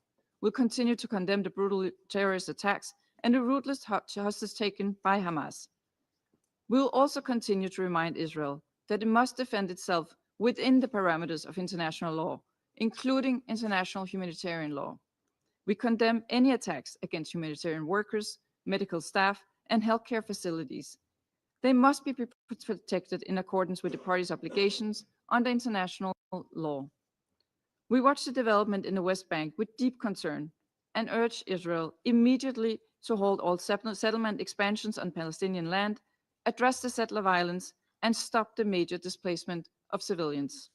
These actions will not lead to more security and stability. They will only fuel the flames of resentment and violence as they undermine the prospects for a two-state solution, which remains the only viable road to a lasting and just peace. Mr. President, the people of the Middle East long for peace. They deserve to enjoy the fruits of stability. They deserve to coexist peacefully with their neighbors, and they deserve the directions from the Security Council on how this can be achieved. We view the following actions as some of the very first steps on a long road to lasting peace. First, violence must cease in Gaza. We need an immediate ceasefire, the immediate and unconditional release of all hostages, and an end to Israel's blockade of humanitarian aid going into Gaza. We further call on Israel to ensure that any arrangement for the delivery of humanitarian aid happens in full respect of the humanitarian principles. Second, in Lebanon and Syria, we have to safeguard the operational space of UNIFIL and UNDOF to allow them to fulfill their mandates. While we acknowledge Israel's legitimate security concerns, we remain concerned by the recent Israeli attacks in Syria with reported civilian casualties. Israel must withdraw from the areas of limitation and separation, and equally, Israel must withdraw from southern Lebanon and dismantle any physical obstacles to UNIFIL carrying out its mandate. Third, we need to work together to support reconstruction, recovery, and reform throughout the region. Denmark supports the Arab Plan for Reconstruction of Gaza as a good basis and commend the initiative of France and the Kingdom of Saudi Arabia with the upcoming conference on the implementation of the two-state solution. Mr. President, in closing, Denmark maintains its firm commitment to permanent peace in the Middle East through a two-state solution. Regional leadership, coupled with and supported by sustained international engagement, including through this council, can make progress. Denmark will continue to engage with all parties towards achieving this aid. I thank you. I thank the permanent representative of Denmark. I now give the floor to the representative of the Republic of Korea. Thank you, Mr. President, for convening this important meeting. I would also like to thank Secretary General for his comprehensive briefing. Last week's announcement by the World Food Program that existing food stocks have been depleted reminds us that the current 8-week blockade of Gaza by Israel cannot be justified. Humanitarian aid should never be wielded as a political tool, yet famine is once again looming for Palestinians in Gaza. We underscore the obligations to respect international humanitarian law. This includes the responsibility of the occupying power to ensure requisite food and medical supplies and to grant free passage of humanitarian relief into and throughout the occupied territory. We urge Israel to immediately allow and facilitate humanitarian aid into Gaza by all relevant agencies, including UNRWA, fully respecting the principles of humanity, impartiality, and neutrality, and independence. The continued taking of hostages by Hamas is unacceptable. However, this does not lay the ground for Israel's non-compliance of international law. Mr. President, history will remember that the humanitarian catastrophe unfolding in Gaza, which is particularly acute for its 1 million children. We call on all parties to comply with their obligations to protect civilians and humanitarian workers. We take serious note of the belated admittance by the IDF to the deadly attacks in March, killing Palestinian emergency relief workers and the UN staff member.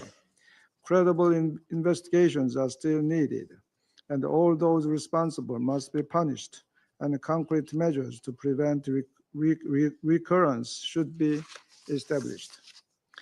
In addition, we remain deeply concerned by the apocalyptic living conditions in Gaza due to massive destruction, expanding no-go zones, and the critically strained health system and shortages of basic services, to name just a few.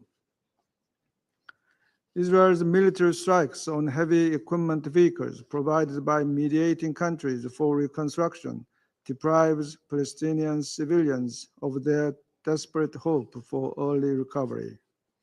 Mr. President, we all know that the best way to ensure compliance with international norms in Gaza is a ceasefire. The efforts by mediating countries are still going on.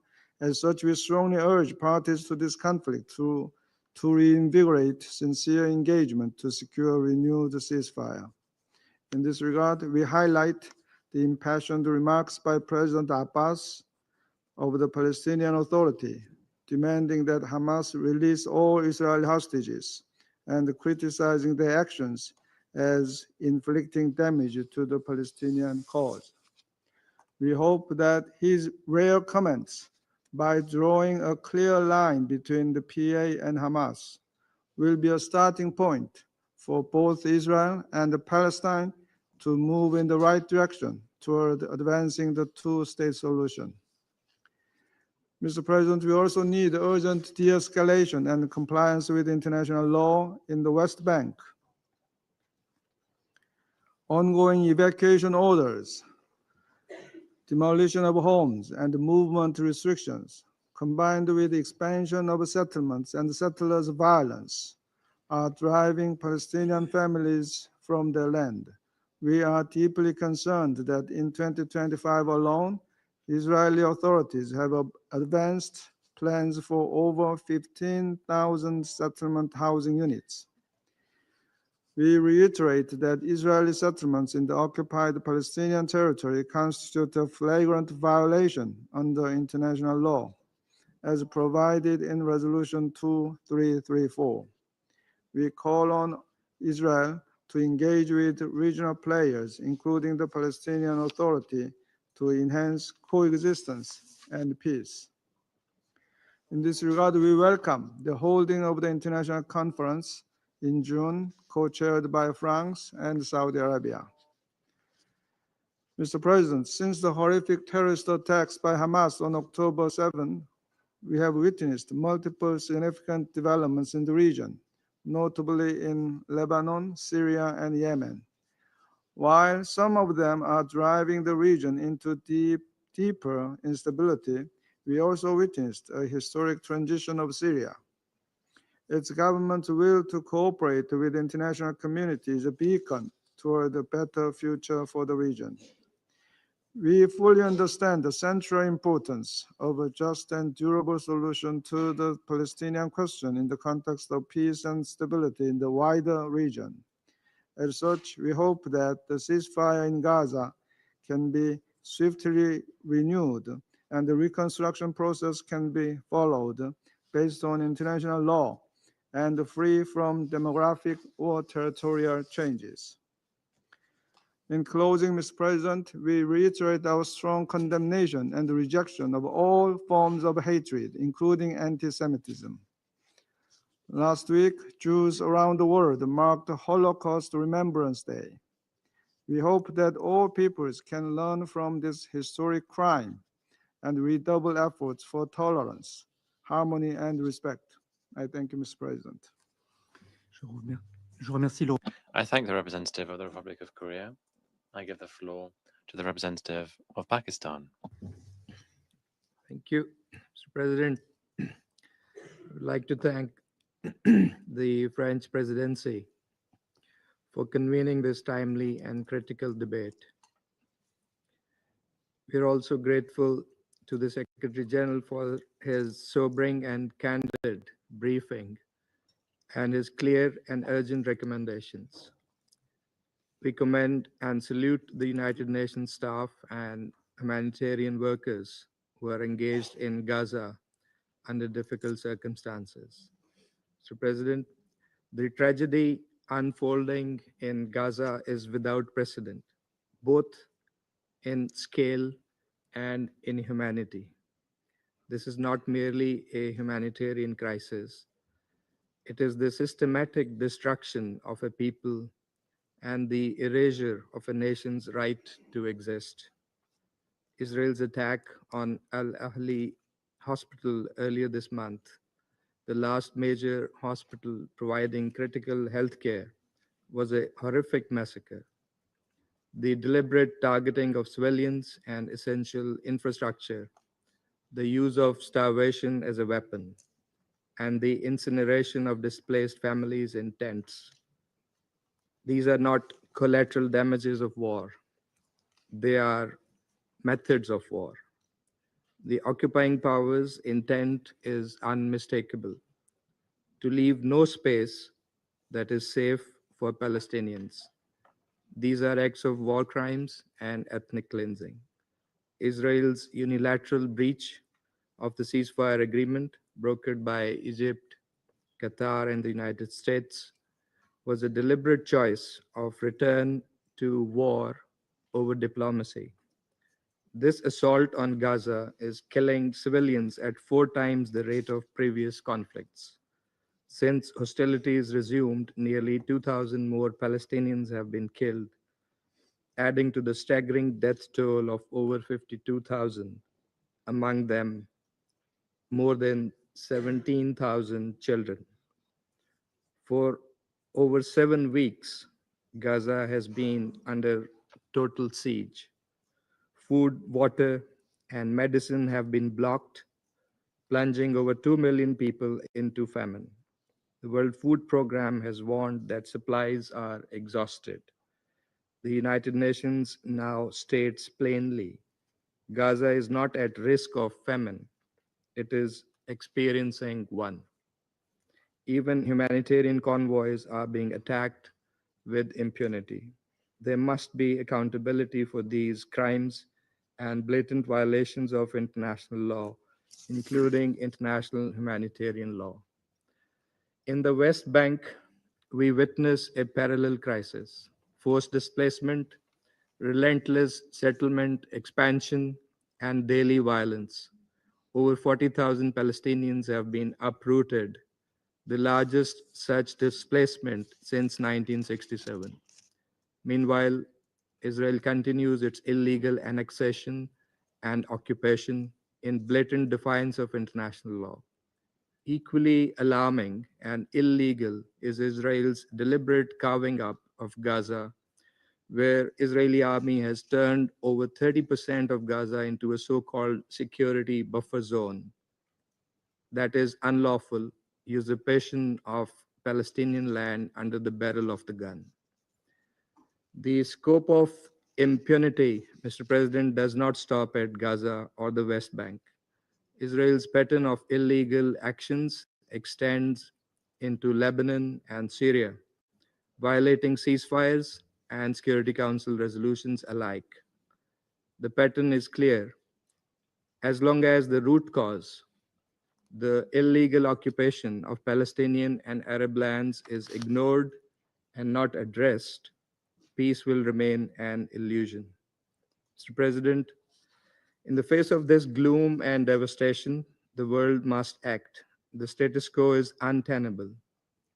What we need is not mere expressions of concern, not just ticking a box, as the Secretary General noted this morning, but decisive and collective action focused on three essential objectives.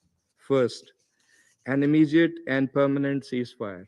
Without a ceasefire, there can be no protection of civilians, no humanitarian relief, no political process. Resolution 2735 must be fully and swiftly implemented. The ceasefire must extend to the West Bank, where violence is escalating.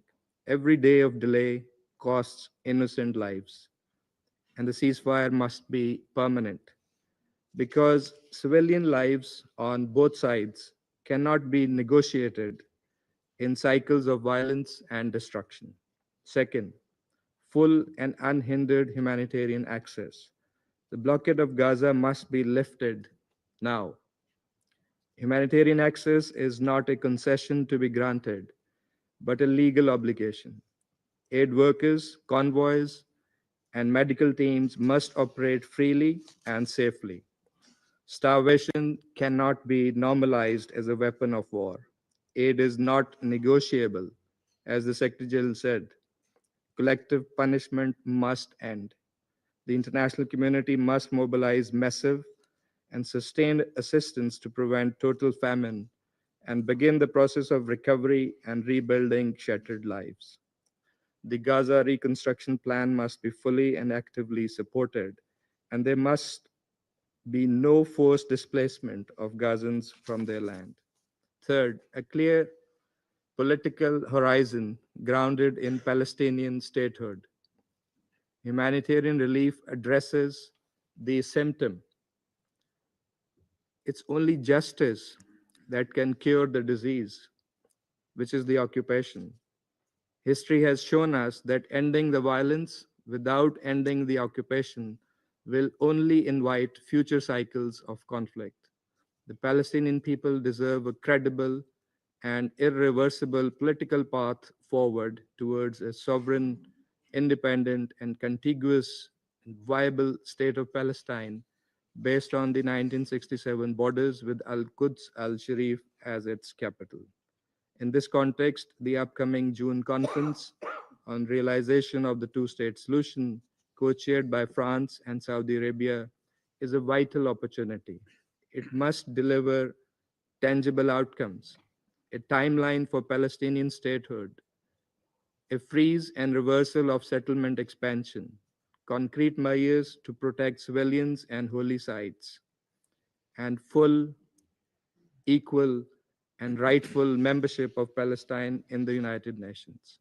Pakistan calls on the international community to ensure the success of this conference Let us make it a turning point, not another missed opportunity.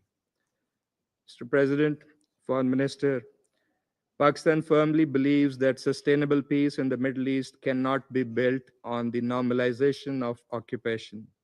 The world must come to terms with this reality. 75 years of failure have shown one immutable truth. Peace cannot coexist with occupation. Justice cannot thrive under apartheid. And stability cannot take root where millions remain stateless. The world knows what must be done, and I believe this council itself knows what is the ultimate path to peace. Having endorsed the framework for pacific settlement of the Palestinian question in its various resolutions over the years, the only question that remains is whether there is the necessary will to do so. As echoed during yesterday's debate on refugees, there is an urgent imperative to address the root causes of conflicts. Around this table, there was a unanimous call yesterday for the Council to do more, not only to respond to crises, but to prevent them and to promote peaceful, just, and lasting settlements of ongoing and protracted conflicts, particularly those involving foreign occupation. Let us work together to realize that objective and to uphold the promise of the UN Charter and international law for all peoples. I thank you. Je remercie le représentant. I thank the representative of Pakistan and now give the floor to the representative of Algeria. Merci. Thank you, Mr. President. I would like to thank the French presidency for convening this high-level meeting that enables us to break the deafening silence surrounding, in this council, the Palestinian question, as if it were a foregone conclusion. This meeting perhaps will be a welcome break, a break from the oppressive silence of this council, this unacceptable inertia from this council for more than a year now in the face of the Palestinian tragedy. I just want to cite two figures. Over the past 2 months, we have seen the death of 2,273 Palestinians and almost 6,000 injured. President, I would like to express our sincere gratitude to the Secretary General for his briefing and for his tireless efforts to ease the suffering of the Palestinian people and to bring an end to the relentless Israeli aggression against a defenseless civilian population. These efforts, while deeply appreciated, have regrettably not shaken the intransigence of the Israeli occupying power, which remains determined to pursue its ongoing deadly campaign, a campaign of genocide, a campaign of ethnic cleansing, a campaign of collective punishment, and of systematic destruction of Palestinian life and livelihood. Worse still, the international community and this very Security Council failed to extend the level of support required to make this effort impactful. the absence of collective action, the lack of accountability, and the double standards have emboldened the Israeli occupier to act with total impunity, total immunity. Today, we find ourselves at a critical juncture, and we must ask ourselves, when will our word be translated into action? When will the resolution of this very Security Council be finally enforced? When will international law cease to be a tool selectively applied? When will the dignity, the rights, humanity of the Palestinian people finally be respected? Mr. President, for over 18 months, the people of Palestine, particularly in Gaza, have endured unspeakable horrors, mass killings, mass starvation, mass displacement, and mass destruction. Abandoned and defenseless, the Palestinian people face one of the most ruthless occupying forces in the world. The international community failure to uphold its moral and legal responsibilities have emboldened Israel to normalize and even promote the crime of mass deportation as a strategy. Let us be clear. This is not a war. This is organized, systematic annihilation. Despite the horrific figures well known to everyone, some still refuse to see the reality and to condemn the indiscriminate attacks on the Palestinian people. The reality is blatantly reflected in reports from the Office of the UN High Commissioner for Human Rights, which confirm that 36 recent Israeli attacks, all those killed were women and children. Yes, all of them. This pattern points to either indiscriminate bombing or the deliberate targeting of civilians. What justification can possibly explain these atrocities? What new narrative will the Israeli occupying power spin? That every tent bombed was a Hamas center for command? A Hamas center for command? That every child buried alive was a threat? The deliberate targeting of Palestinian civilians under the direction of the highest political and military Israeli authorities is evident. It is well documented.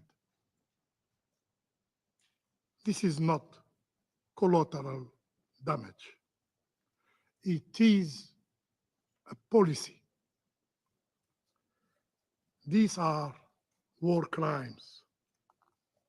These are crimes against humanity, and they necessitate accountability and justice.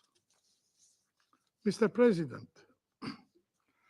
international humanitarian organizations confirm that Gaza is experiencing now the worst humanitarian catastrophe since October 2023.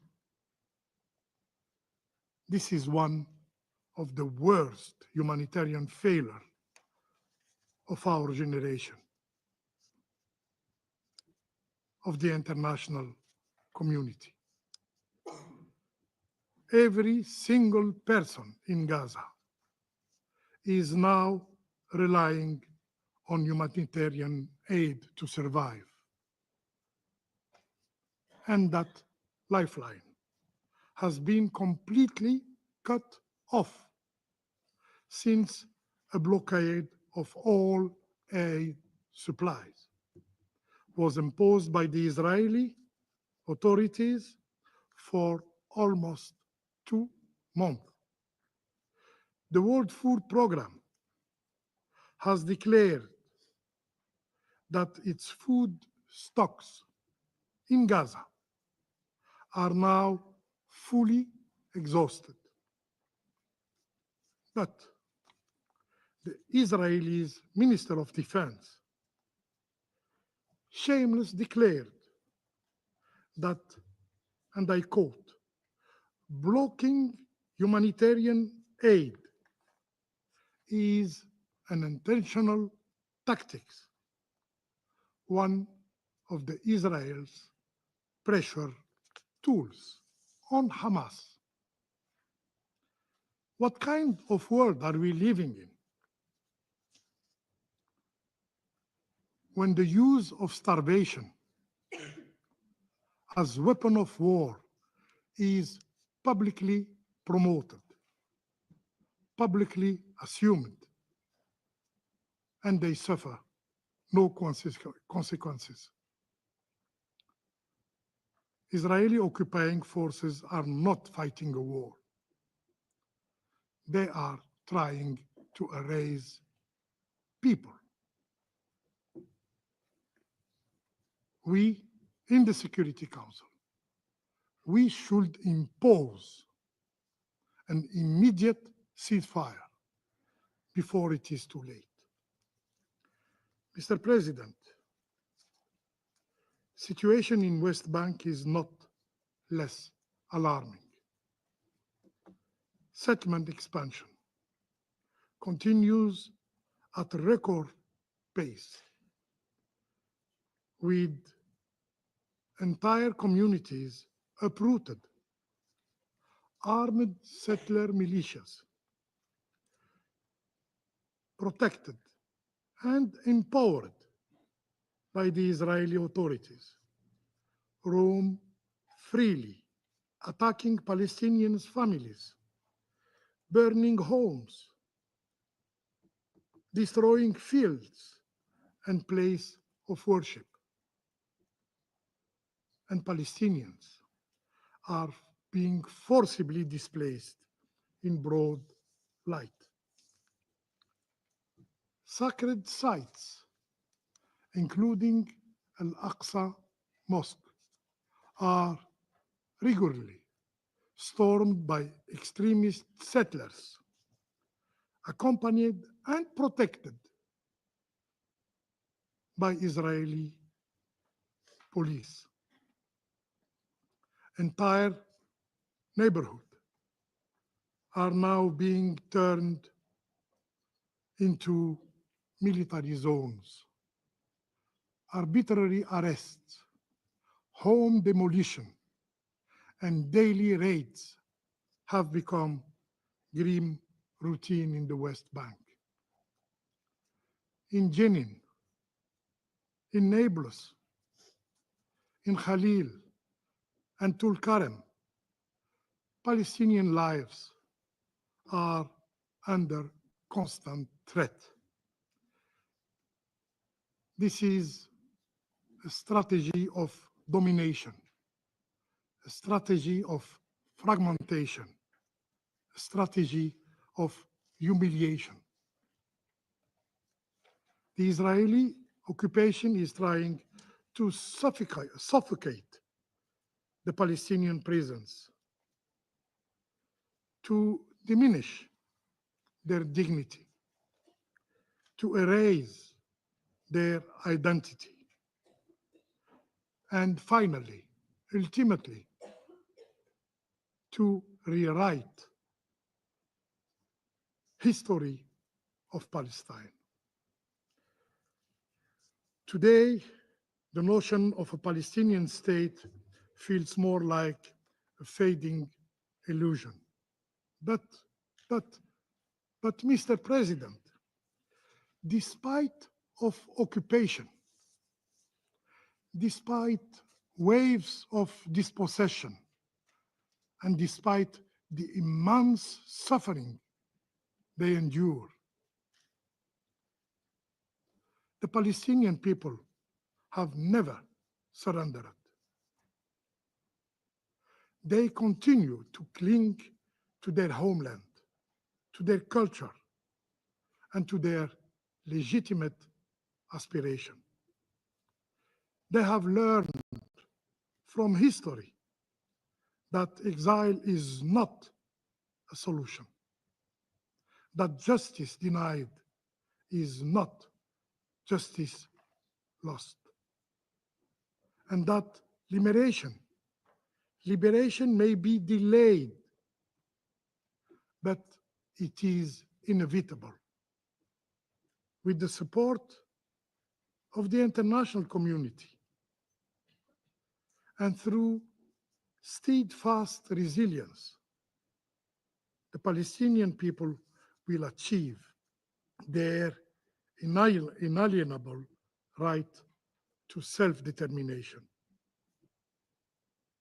They will establish their independent and sovereign state with Al-Quds Sharif as its eternal capital. I thank you. Je remercie le représentant permanent de l'aide. I thank the permanent representative of Algeria for that statement, and I give the floor to the representative of Panama. Je remercie, Monsieur le Président. Thank you, President. On behalf of the government of Panama, we'd like to express our acknowledgement to France for the way in which they have steered the Council this month and for convening this open debate on the situation in the Middle East. We'd also like to greet and thank His Excellency Antonio Guterres, United Nations Secretary General, for his valuable briefing, as well as his constant commitment to promoting international peace and security. We also welcome the participation of all delegations who will today contribute with their reflections to strengthening multilateral dialogue on this topic. President, Panama remains convinced that it's possible to build a Middle East based on mutual respect, tolerance, and human dignity. However, today, this potential is limited by a reality that is affected by many crises that are superimposed upon each other: prolonged conflicts without a political solution, persistent humanitarian emergencies, essential services that have collapsed, and fragile security environments. This is in addition to cross-cutting threats such as terrorism and violent extremism. This complex combination of factors has significantly reduced spaces for understanding, and it makes a consistent and robust international response more urgent than ever. The war in Gaza, unleashed by the attacks perpetrated by Hamas on the 7th of October 2023, which Panama firmly condemns, has led to one of the most serious humanitarian crises in the recent history of the region. More than 51,000 deaths, 116,000 injured, the destruction of civilian infrastructure, critical infrastructure, widespread displacement, and extremely precarious conditions in which thousands of Palestinian families are surviving reflects an alarming level of suffering. Panama reiterates its call for there to be an immediate, sustained ceasefire to eliminate the humanitarian tragedy and there must be full, safe, and unhindered access to humanitarian aid to get into Gaza. This measure can establish the conditions for there to be a lasting political solution. A critical measure is for the 59 people who remain as hostages to be immediately, unconditionally, and safely released. Panama reiterates its solidarity with the families of those people, and they are in suffering and uncertainty at the moment. A political solution to be legitimate and sustainable must include a transition process that excludes extremist actors such as Hamas and makes it possible to rebuild governance in Gaza, focused on protecting civilians and allowing them to fully exercise their rights. Similarly, protection of humanitarian workers who are risking their lives to protect others must be guaranteed by all and at all times. Panama pays tributes to the hundreds of humanitarian workers who have lost their lives in this conflict. We recognize the commitment of the UN agencies' staff and the staff of NGOs who are operating in extremely difficult conditions to save lives. Their work, as well as the integrity of humanitarian facilities, must be respected and protected by all parties. President, in the West Bank, the situation continues to deteriorate. Recent reports have raised alarms about an environment marked by forced displacement, demolition of houses, restrictions on movement, and an increase in violence. Panama reiterates that any measure on the ground must respect international law, including international humanitarian law, and the relevant resolutions of this Council. We acknowledge the diplomatic efforts geared towards facilitating an effective mediation between the parties, and we encourage them to be strengthened with the support of the United Nations, so as to guarantee that both Israelis and Palestinians can live in peace and security within the internationally recognized borders. The impacts of the conflict in Gaza and the West Bank have intensified the dynamics of confrontation on different fronts in the Middle East. In the south of Lebanon, clashes have led to victims, widespread displacement, and essential infrastructure has been damaged. In spite of the ceasefire that was agreed upon in November last year, there have been constant violations of the truce. Panama takes note of the recent efforts undertaken by the government of Lebanon to contain irregular activities on its territory, including the detention of persons alleged to be linked to launching projectiles towards Israel. In Syria, the situation in the zone of separation remains weak. The skirmishes and violations of the 1974 separation agreement threaten the security of local populations and international staff who are deployed there. The establishment of the new government in Syria in March opens a window of opportunity to move towards an inclusive process, which is Syrian-led, in line with the spirit of Resolution 2254. We welcome the agreement reached with Kurdish representatives for the institutional integration in the northeast of the country and the first steps towards a new constitution. We hope that this progress will consolidate with the support of the UN and with a staunch commitment to diversity, justice, and the human rights for all. We support the sovereignty, unity, and territorial integrity both of Lebanon and Syria. These are fundamental principles which are enshrined in the United Nations Charter. We're also strong supporters of the work of UNIFIL and UNDOF. These missions are critical to preserve stability, to avoid any further escalation, and to facilitate conditions for dialogue. Their freedom of movement and security must be guaranteed, strictly adhering to their respective mandates. On a different tack, Yemen is a critical area where regional tensions are ratcheting up. Last year, attacks on commercial vessels in the Red Sea intensified in hostility and led to devastating collateral impacts on civilians. This has meant that more than 2/3 of the people of Yemen are in need of urgent humanitarian assistance. We once again stress the need for the humanitarian personnel detained by the Houthis to be immediately released, and diplomatic efforts to reach a cessation of hostilities and a sustainable political solution need to resume without further delay. We once again condemn the attacks against civilian vessels which affect international maritime security, which interrupt supply chains and make it more difficult for humanitarian aid to be delivered. President, against the current backdrop, terrorism, religious fundamentalism, and the presence of foreign fighters have all taken on a more complex, dynamic, transnational nature. We think that these threats require a comprehensive response, combining prevention, social cohesion, and institutional strengthening. The Security Council must beef up its ability to preempt and understand the new forms of violence, or that, although they may be different in their form, all erode international peace and security with equal seriousness.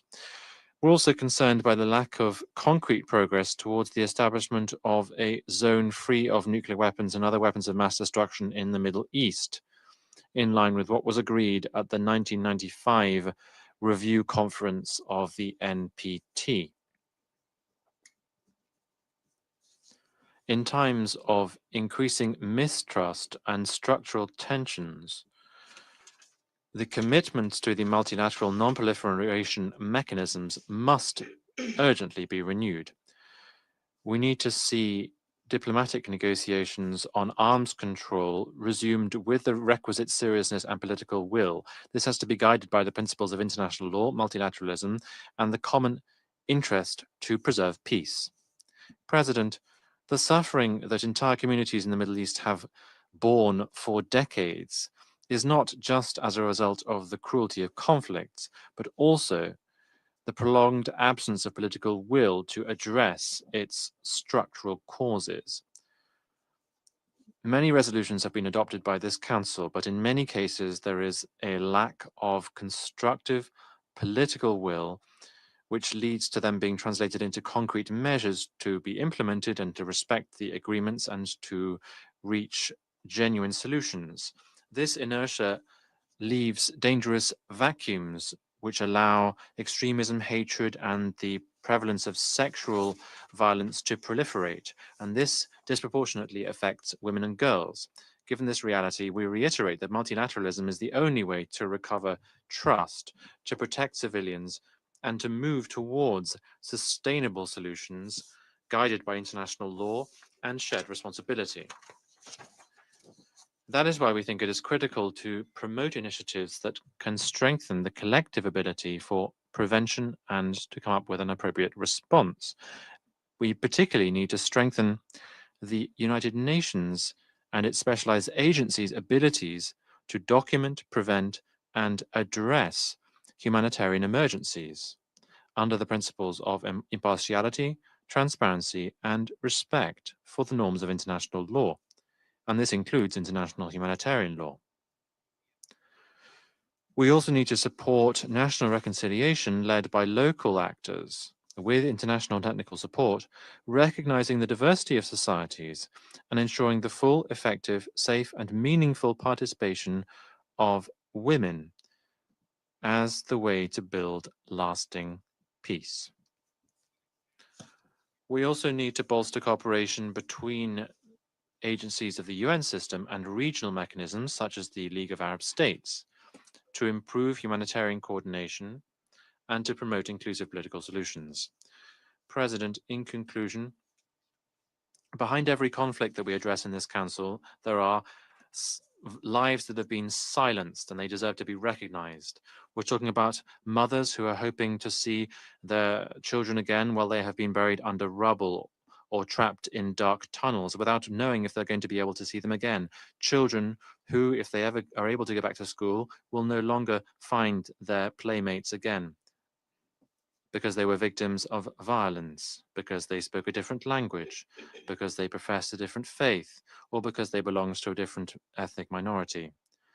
Panama believes that lasting peace in the Middle East will not be reached through military force or extremism, but rather through commitment to legitimate, inclusive, and sustainable political processes.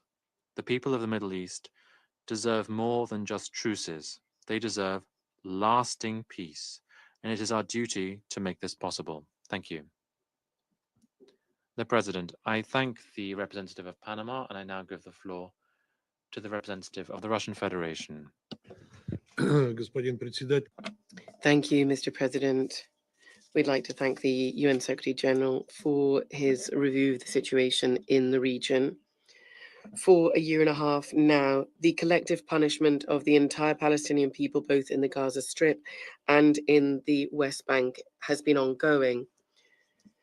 With the resumption on the 2nd of March of large-scale military operations by the Israeli Defense Forces, the IDF, in the Strip, the toll of those killed on a daily basis and injured is now in the hundreds. About 500,000 Gazans have become IDPs over the past month. The overall number of those who've died since the start of the escalation in the area of the Palestinian-Israeli conflict is more than 52,000, and 118,000 have been injured. A large number of those killed in Gaza have been women and children, and there are regular attacks on schools and medical and civilian facilities. An especially egregious incident was the cold-blooded murder by IDF soldiers at the end of March of 15 humanitarian workers, including UN staff, and 8 medics of the Palestinian Red Crescent.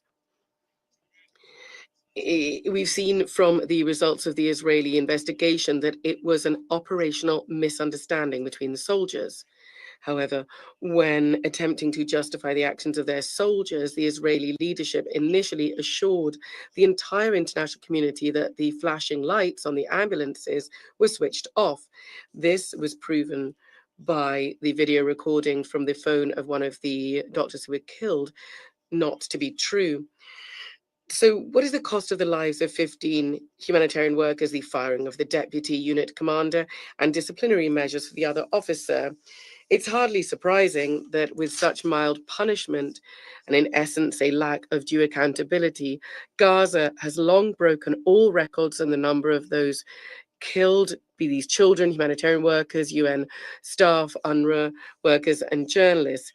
We'd like to recall that the protection of humanitarian staff is an unconditional prerequisite and an obligation in line with IHL.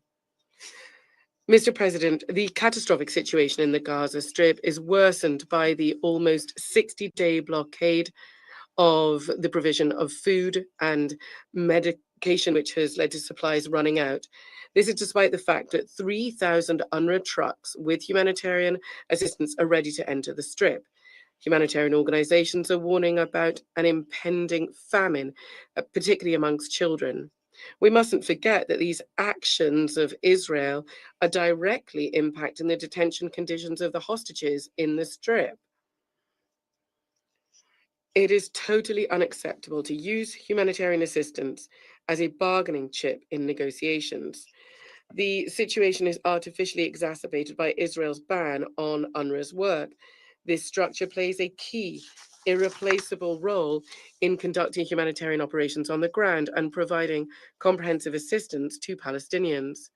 Undermining the work of UNRWA is complicating an already difficult situation for the inhabitants of Gaza, East Jerusalem, and the West Bank. We would urge Israel to reconsider its decision to cease cooperation with UNRWA. We'd also like to remind you that the agency's role is to assist Palestinians until a Palestinian state is established. There's no justification for the attempts by West Jerusalem to justify the drive to annex the Strip by using Hamas's refusal to unconditionally release the hostages. The recent statement of the Israeli Prime Minister, Mr. Netanyahu, to maintain military control over Gaza and to prevent establishing a Palestinian administration there is also along the same lines. Essentially, we're talking about a de facto rejection of this two-state model for a peaceful settlement of the Palestinian-Israeli conflict and the dismantling of the international legal bases for the Middle East settlement. And this is something that the Secretary General pointed out today. Something that is part of this logic is the ongoing West Bank Iron Wall operation covering Jenin, Tulgram, and a number of other communities. From the 7th of October 2023, about 16,000 Palestinians have been detained. The number of Palestinians who fled their homes in the West Bank is unprecedented since 1967. There's ongoing record settlement building from December 2024 to the middle of March 2025. 10,600 housing units have been built or approved in the West Bank and East Jerusalem, and there's been retroactive authorization of 13 blocks, and 850 new checkpoints have been set up. This de facto draws a line under the possibility of establishing a viable territorially contiguous Palestinian state. Mr. Minister, against this extremely pessimistic picture, there was a glimmer of hope in the words of the Prime Minister of Qatar regarding a degree of progress in negotiations between Israel and Hamas on a ceasefire. A renewed agreement would continue the work to stabilize the humanitarian situation in Gaza and to return IDPs who now number millions and to rebuild the Strip. This is the only chance to reunite those Israeli hostages who are still in the Strip with their families. I'd like to remind you that a large number of them were released precisely during a ceasefire and not during military operations. I'd like to confirm our fundamental, unwavering support in favor of a swift and unconditional ceasefire and the release of all forcibly detained persons, the provision of safe and unhindered access, and the relaunch of the peace process on a two-state solution basis that would ensure the realization of the legitimate aspirations of the Palestinian people. The ultimate aim here is to establish an independent Palestinian state within the 1967 borders, with East Jerusalem as the capital, coexisting in peace and security with Israel. A solution to the Palestinian problem is the key to stabilization in the entire Middle East, banking on force and establishing buffer zones that we've seen not only in the OPT, but also in southern Lebanon and in Syria. This will not lead to establishing a long-term lasting peace in the region, but rather to a freezing of the conflict potential for decades to come and a guarantee of outbreaks in the future. Properly taking into consideration and respecting the interests of countries in the region and promoting diplomacy and negotiations alone can help to overcome this dangerous trend and break the vicious cycle of violence. We are prepared to support any efforts of the UN Security Council to return to a peaceful settlement in the area of the Palestinian-Israeli conflict. A particular role here should be played by the Arab group, whose position regarding possible practical steps from the Council is one we unfailingly are guided by. We are prepared to work with all parties, sharing our desire to achieve a fair, long-term and lasting peace in the entire Middle East. Thank you very much. Je remercie le représentant de la Fédération. I thank the representative of the Russian Federation. I now give the floor to the Minister for Foreign Affairs of the Syrian Arab Republic. Sayyid al-Rais. Mr. President, Your Excellencies, Member of the Security Council, Your Excellencies, ladies and gentlemen, Syria is not an island isolated from its environment, but is an integral part of the region's fabric. Our stability, our security cannot be separated from the security, stability, and prosperity of our neighbors. Violence and turbulences in any country do not stop at that country's borders. They transcend them to spread instability and create waves of displacement and extremism everywhere. We reject any force or any policy that threatens peace or endanger the lives and livelihood of people in our region. Since our liberation on the 8th of December 2024, The Syrian people had proved what can be achieved through national will and popular unity, even when the doors of international justice are closed. We have faced for 14 years systematic killing, systematic torture, and repression that continued for more than half a century. When this council failed to act, and there were several cases of vetoes that prevented the delivery of life-saving assistance, the Syrians decided to take their destiny into their own hands. We created an interim government that encompasses individuals who are highly competent and representatives of all the components of the Syrian society. This government has garnered recently unanimous support from the UN Human Rights Council.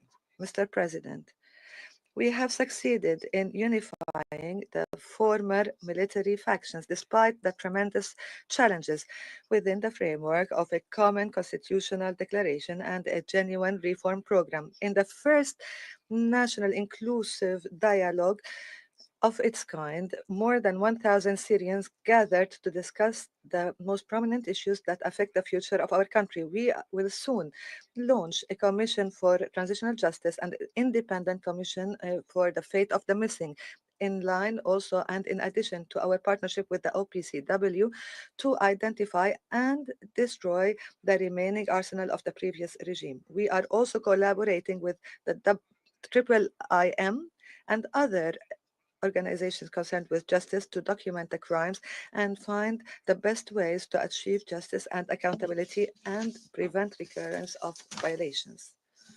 Mr. President, these steps have a year ago were thought to be impossible, yet today they are a reality. And despite that, our national work is subjected to real threat in the form of the Israeli repeated airstrikes that violate our space and our sovereignty. The pretext that were used to justify such strikes in terms of the armed groups supported externally does not stand anymore. These strikes are not only a blatant violation of Security Council resolutions, particularly Resolution 242 and 497, but also destroy our civilian infrastructure and opens the space for chaos again and the return of militias against whom Syrians had fought for 14 years. All the narrative, the misleading narrative by the Israeli side had failed.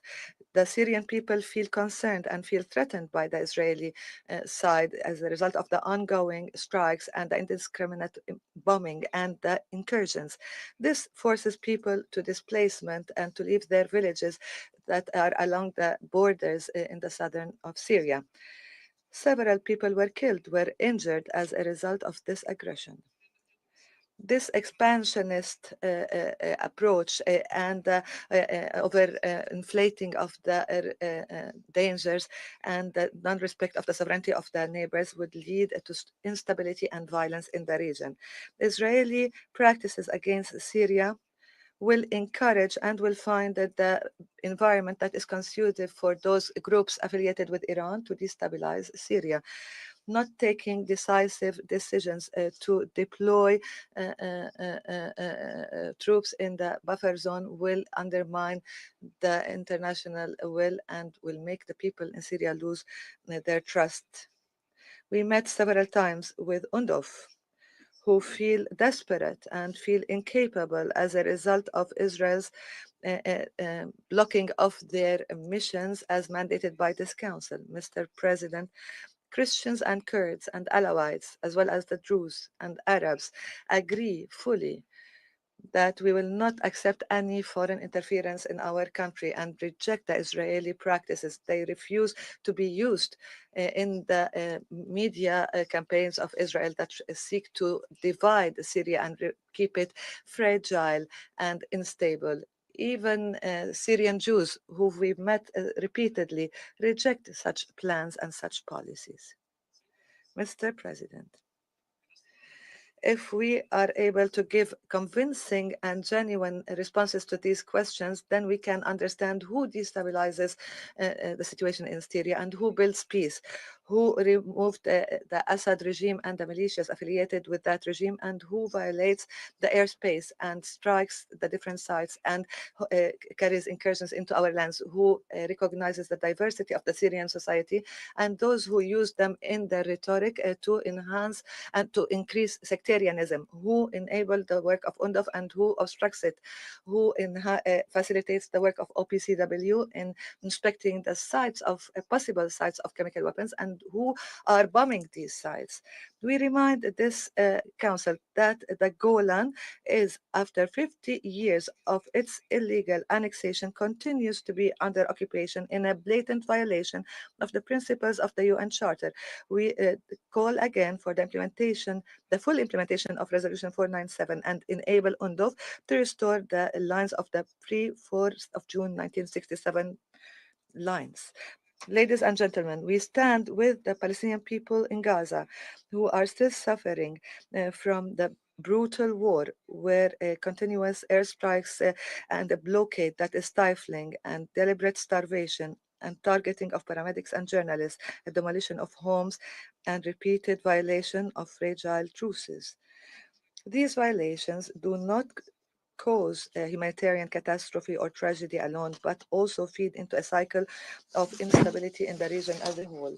From this platform, we would like to call for an immediate ceasefire to protect the civilians and ensure unobstructed access and delivery of humanitarian aid. Mr. President, within our borders, we worked seriously on dismantling Coptagon networks that threatened the communities in neighboring countries. We started to rebuild the roads, the ports, and the railways to enable trade and trade integration. Our objective is clear: to transfer those areas devastated by war to economic corridors that are of benefit to all countries in the region.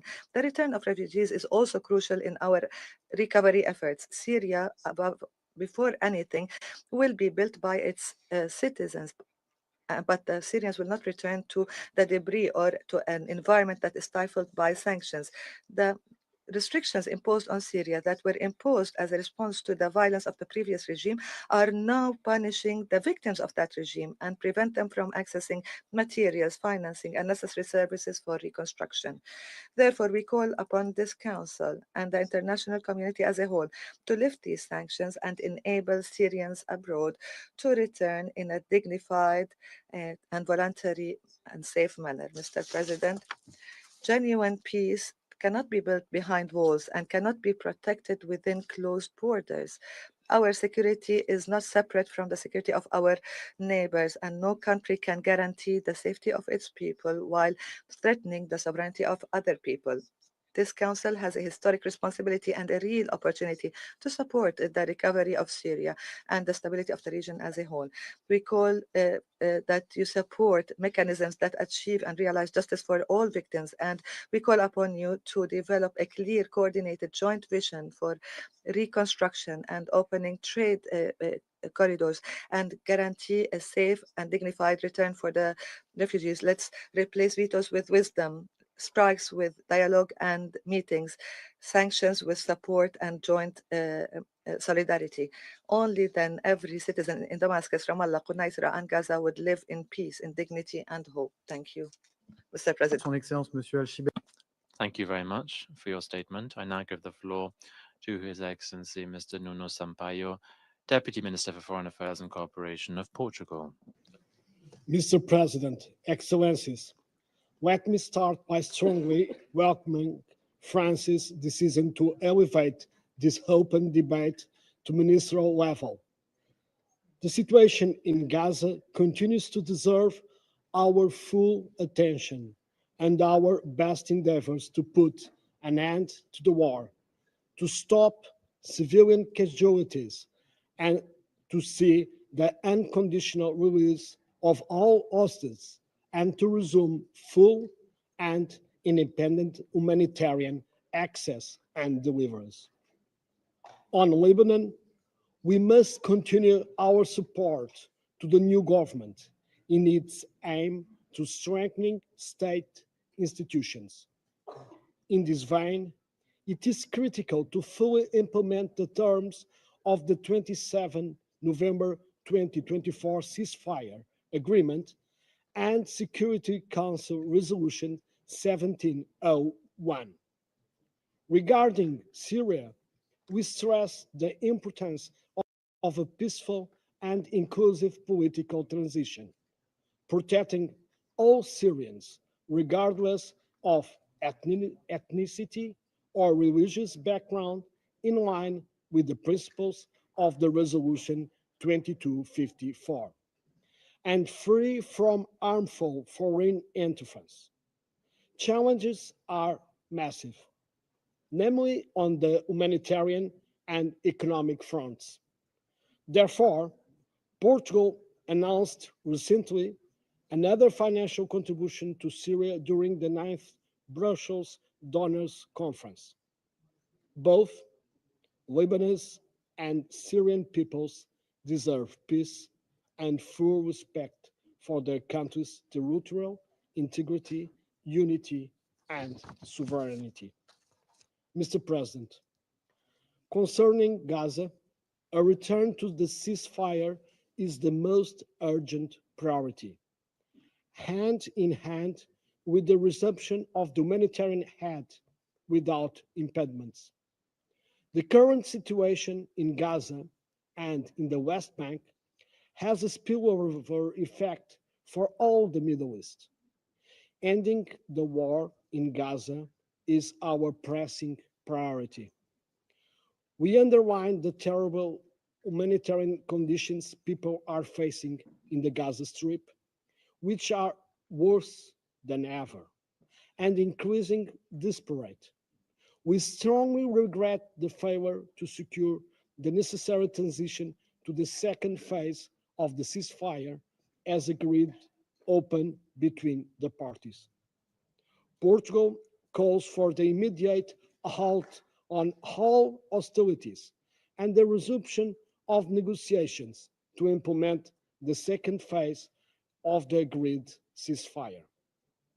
We greatly value and fully support the mediators' efforts, namely Qatar, Egypt, and the United States, in facilitating negotiations. The mediator's role is crucial when tensions and radicalization threaten to hijack a political and peaceful solution to the conflict. Mr. President, the collective political commitment to resolve the Palestinian question based on the two-state solution is yet to be materialized. The right of self-determination by the Palestinian people remains an urgent common goal. We commend France and Saudi Arabia for organizing a high-level international conference for the peaceful settlement of the question of Palestine and the implementation of the two-state solution, which will be held in June. This conference allows us a valuable window of opportunity, which merits our full commitment towards its success. Portugal stands ready to work with the co-sponsors and contribute to the two-state solution, which we fully support, and as the only viable long-term solution for peace in the region and to the end the conflict. There is no plan B. To enable a serious discussion on the two-state solution, we must have a ceasefire and the duly empowered Palestinian Authority, allowing for its further political contribution towards a peaceful political solution to the conflict, namely through its role on the ground as a factor of stabilization. Furthermore, UNRWA remains irreplaceable with a key role in ensuring stability on the ground. We welcome the recent appointment of Mr. Jan Martin as head of the strategic assessment of the agency. The international community must continue its efforts to safeguard actors such as UNRWA and the PA, which remain firm in their commitment to a peaceful solution to end this conflict. Mr. President, in conclusion, without a political process, there will be no peace in the region. Therefore, we reiterate our call to all parties to step up their efforts to reach an immediate ceasefire in Gaza. Portugal remains committed with the rule of law and with an international order based on rules, with the United Nations at its core. We will maintain the consistency of our positions on every front and shall continue to strive for a just and peaceful solution to the Palestinian question, anchored on the relevant resolutions of the UN. I thank you. Je remercie. I thank His Excellency Mr. Sampaio for his statement. I now give the floor to His Excellency Mr. Charles Jose, Undersecretary for Multilateral Affairs and International Economic Relations of the Philippines. Mr. President, I would like to thank you and the Republic of France for convening today's open debate. I also extend our appreciation to the Secretary General for his valuable briefing to the Council. Mr. President, we are deeply concerned that despite recent ceasefire agreement reached in January 2025, we find ourselves once again facing escalating violence in the region. The situation in the Middle East, particularly the Israel-Palestine conflict, continues to cause immense suffering and instability. The Philippines remains deeply concerned by the ongoing violence and tragic loss of civilian lives. We call for the immediate restoration of the ceasefire, unconditional release of all hostages, and the facilitation of full humanitarian access to those in need. It is essential that international humanitarian law is fully respected, ensuring the protection of civilians and humanitarian personnel. Humanitarian and aid workers working under increasingly dangerous circumstances must be afforded the protection they are entitled to under international law. It is time to end the cycle of violence, to protect civilians, ensure the flow of life-saving aid, and restore the ceasefire. The Philippines continues to emphasize its firm support for a two-state solution with a safe and independent Palestine and a secure Israel living in peace and harmony. We firmly believe that this solution remains to be the most viable and sustainable pathway to resolving the Israel-Palestine conflict, essential to the realization of a lasting peace. In this regard, we look forward to the upcoming high-level international conference on the international support to the implementation of the two-state solution on the question of Palestine to be held in June 2025. We also support the ongoing work of the Global Alliance for the implementation of the two-state solution. We see the conference and the Global Alliance as complementary and important opportunities to reinvigorate the international community's commitment to the two-state solution, particularly at a time when the political landscape requires renewed support and constructive dialogue. In his speech at the General Assembly in September 2024, Philippine Secretary of Foreign Affairs Enrique A. Manalo said, "The UN has set itself as the platform and pathway to address international peace and security. It serves as the ground for states to find convergence amidst crisis and conflict. It offers response and relief, hope, and humanity. It is through this very platform here in this Security Council that we must strengthen our collective response to the crisis, offering not only relief but also hope and humanity to the people of the Middle East. The time to act is now. The only path to peace in the Middle East is through dialogue, respect for international law, and a commitment to human dignity for all." Thank you. Je remercie Son Excellence. I thank His Excellency Mr. Jose from the Philippines Foreign Ministry, the Undersecretary for Multilateral Affairs. I now give the floor to Her Excellency Ms. Tina Renata Halheim, Deputy Minister for Development of Norway. The situation in Palestine is catastrophic. Civilians in Gaza face an acute risk of starvation, disease, and death. 18,000 children have reportedly been killed. We are extremely concerned about the lack of access to critical aid and basic goods in Gaza. It is unacceptable that Israel has fully blocked humanitarian assistance to the area for more than 8 weeks. Israel has an obligation under international law to provide or otherwise allow access to life-saving assistance for the civilian population and ensure that humanitarian principles are upheld. Later this week, Norway will participate in a hearing in the advisory proceedings before the International Court of Justice on this very topic. There, we will set out our view on these fundamental legal obligations incumbent upon Israel. We condemn all attacks on humanitarian workers. It is crucial that those who risk their lives to save others and to carry out humanitarian work are protected. Those responsible must be held to account. We extend our deepest condolences and express our strong support to the bereaved and the organizations affected. President, we repeat our clear message. Fighting must stop immediately. The ceasefire must be resumed. The population must immediately have access to the emergency aid to which they are entitled. The hostages must be released immediately and unconditionally. We mourn with all the victims and all the bereaved families. The future of Gaza must be shaped by Palestinians and serve the interests of its people. We welcome the Arab Reconstruction Plan. Until a two-state solution is achieved, we, the international community, have a responsibility to secure the rights of Palestine refugees. We, the member states, have equipped UNRWA with a UN mandate to do so.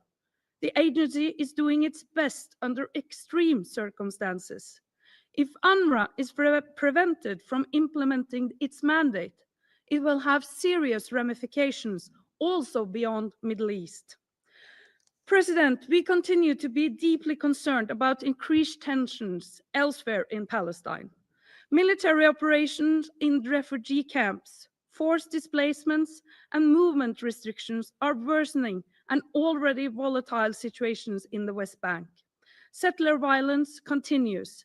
Between 15 and 21st of April, the UN documented at least 23 attacks by Israel settlers against Palestinians. This must stop.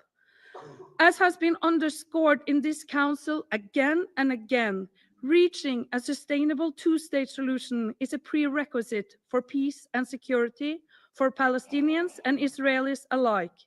Norway remains committed.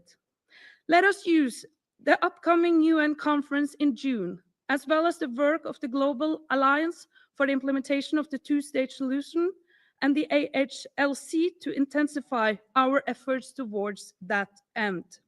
President, it is critical that the transition in Syria succeeds for the Syrian people and for the stability and security of the Middle East and beyond.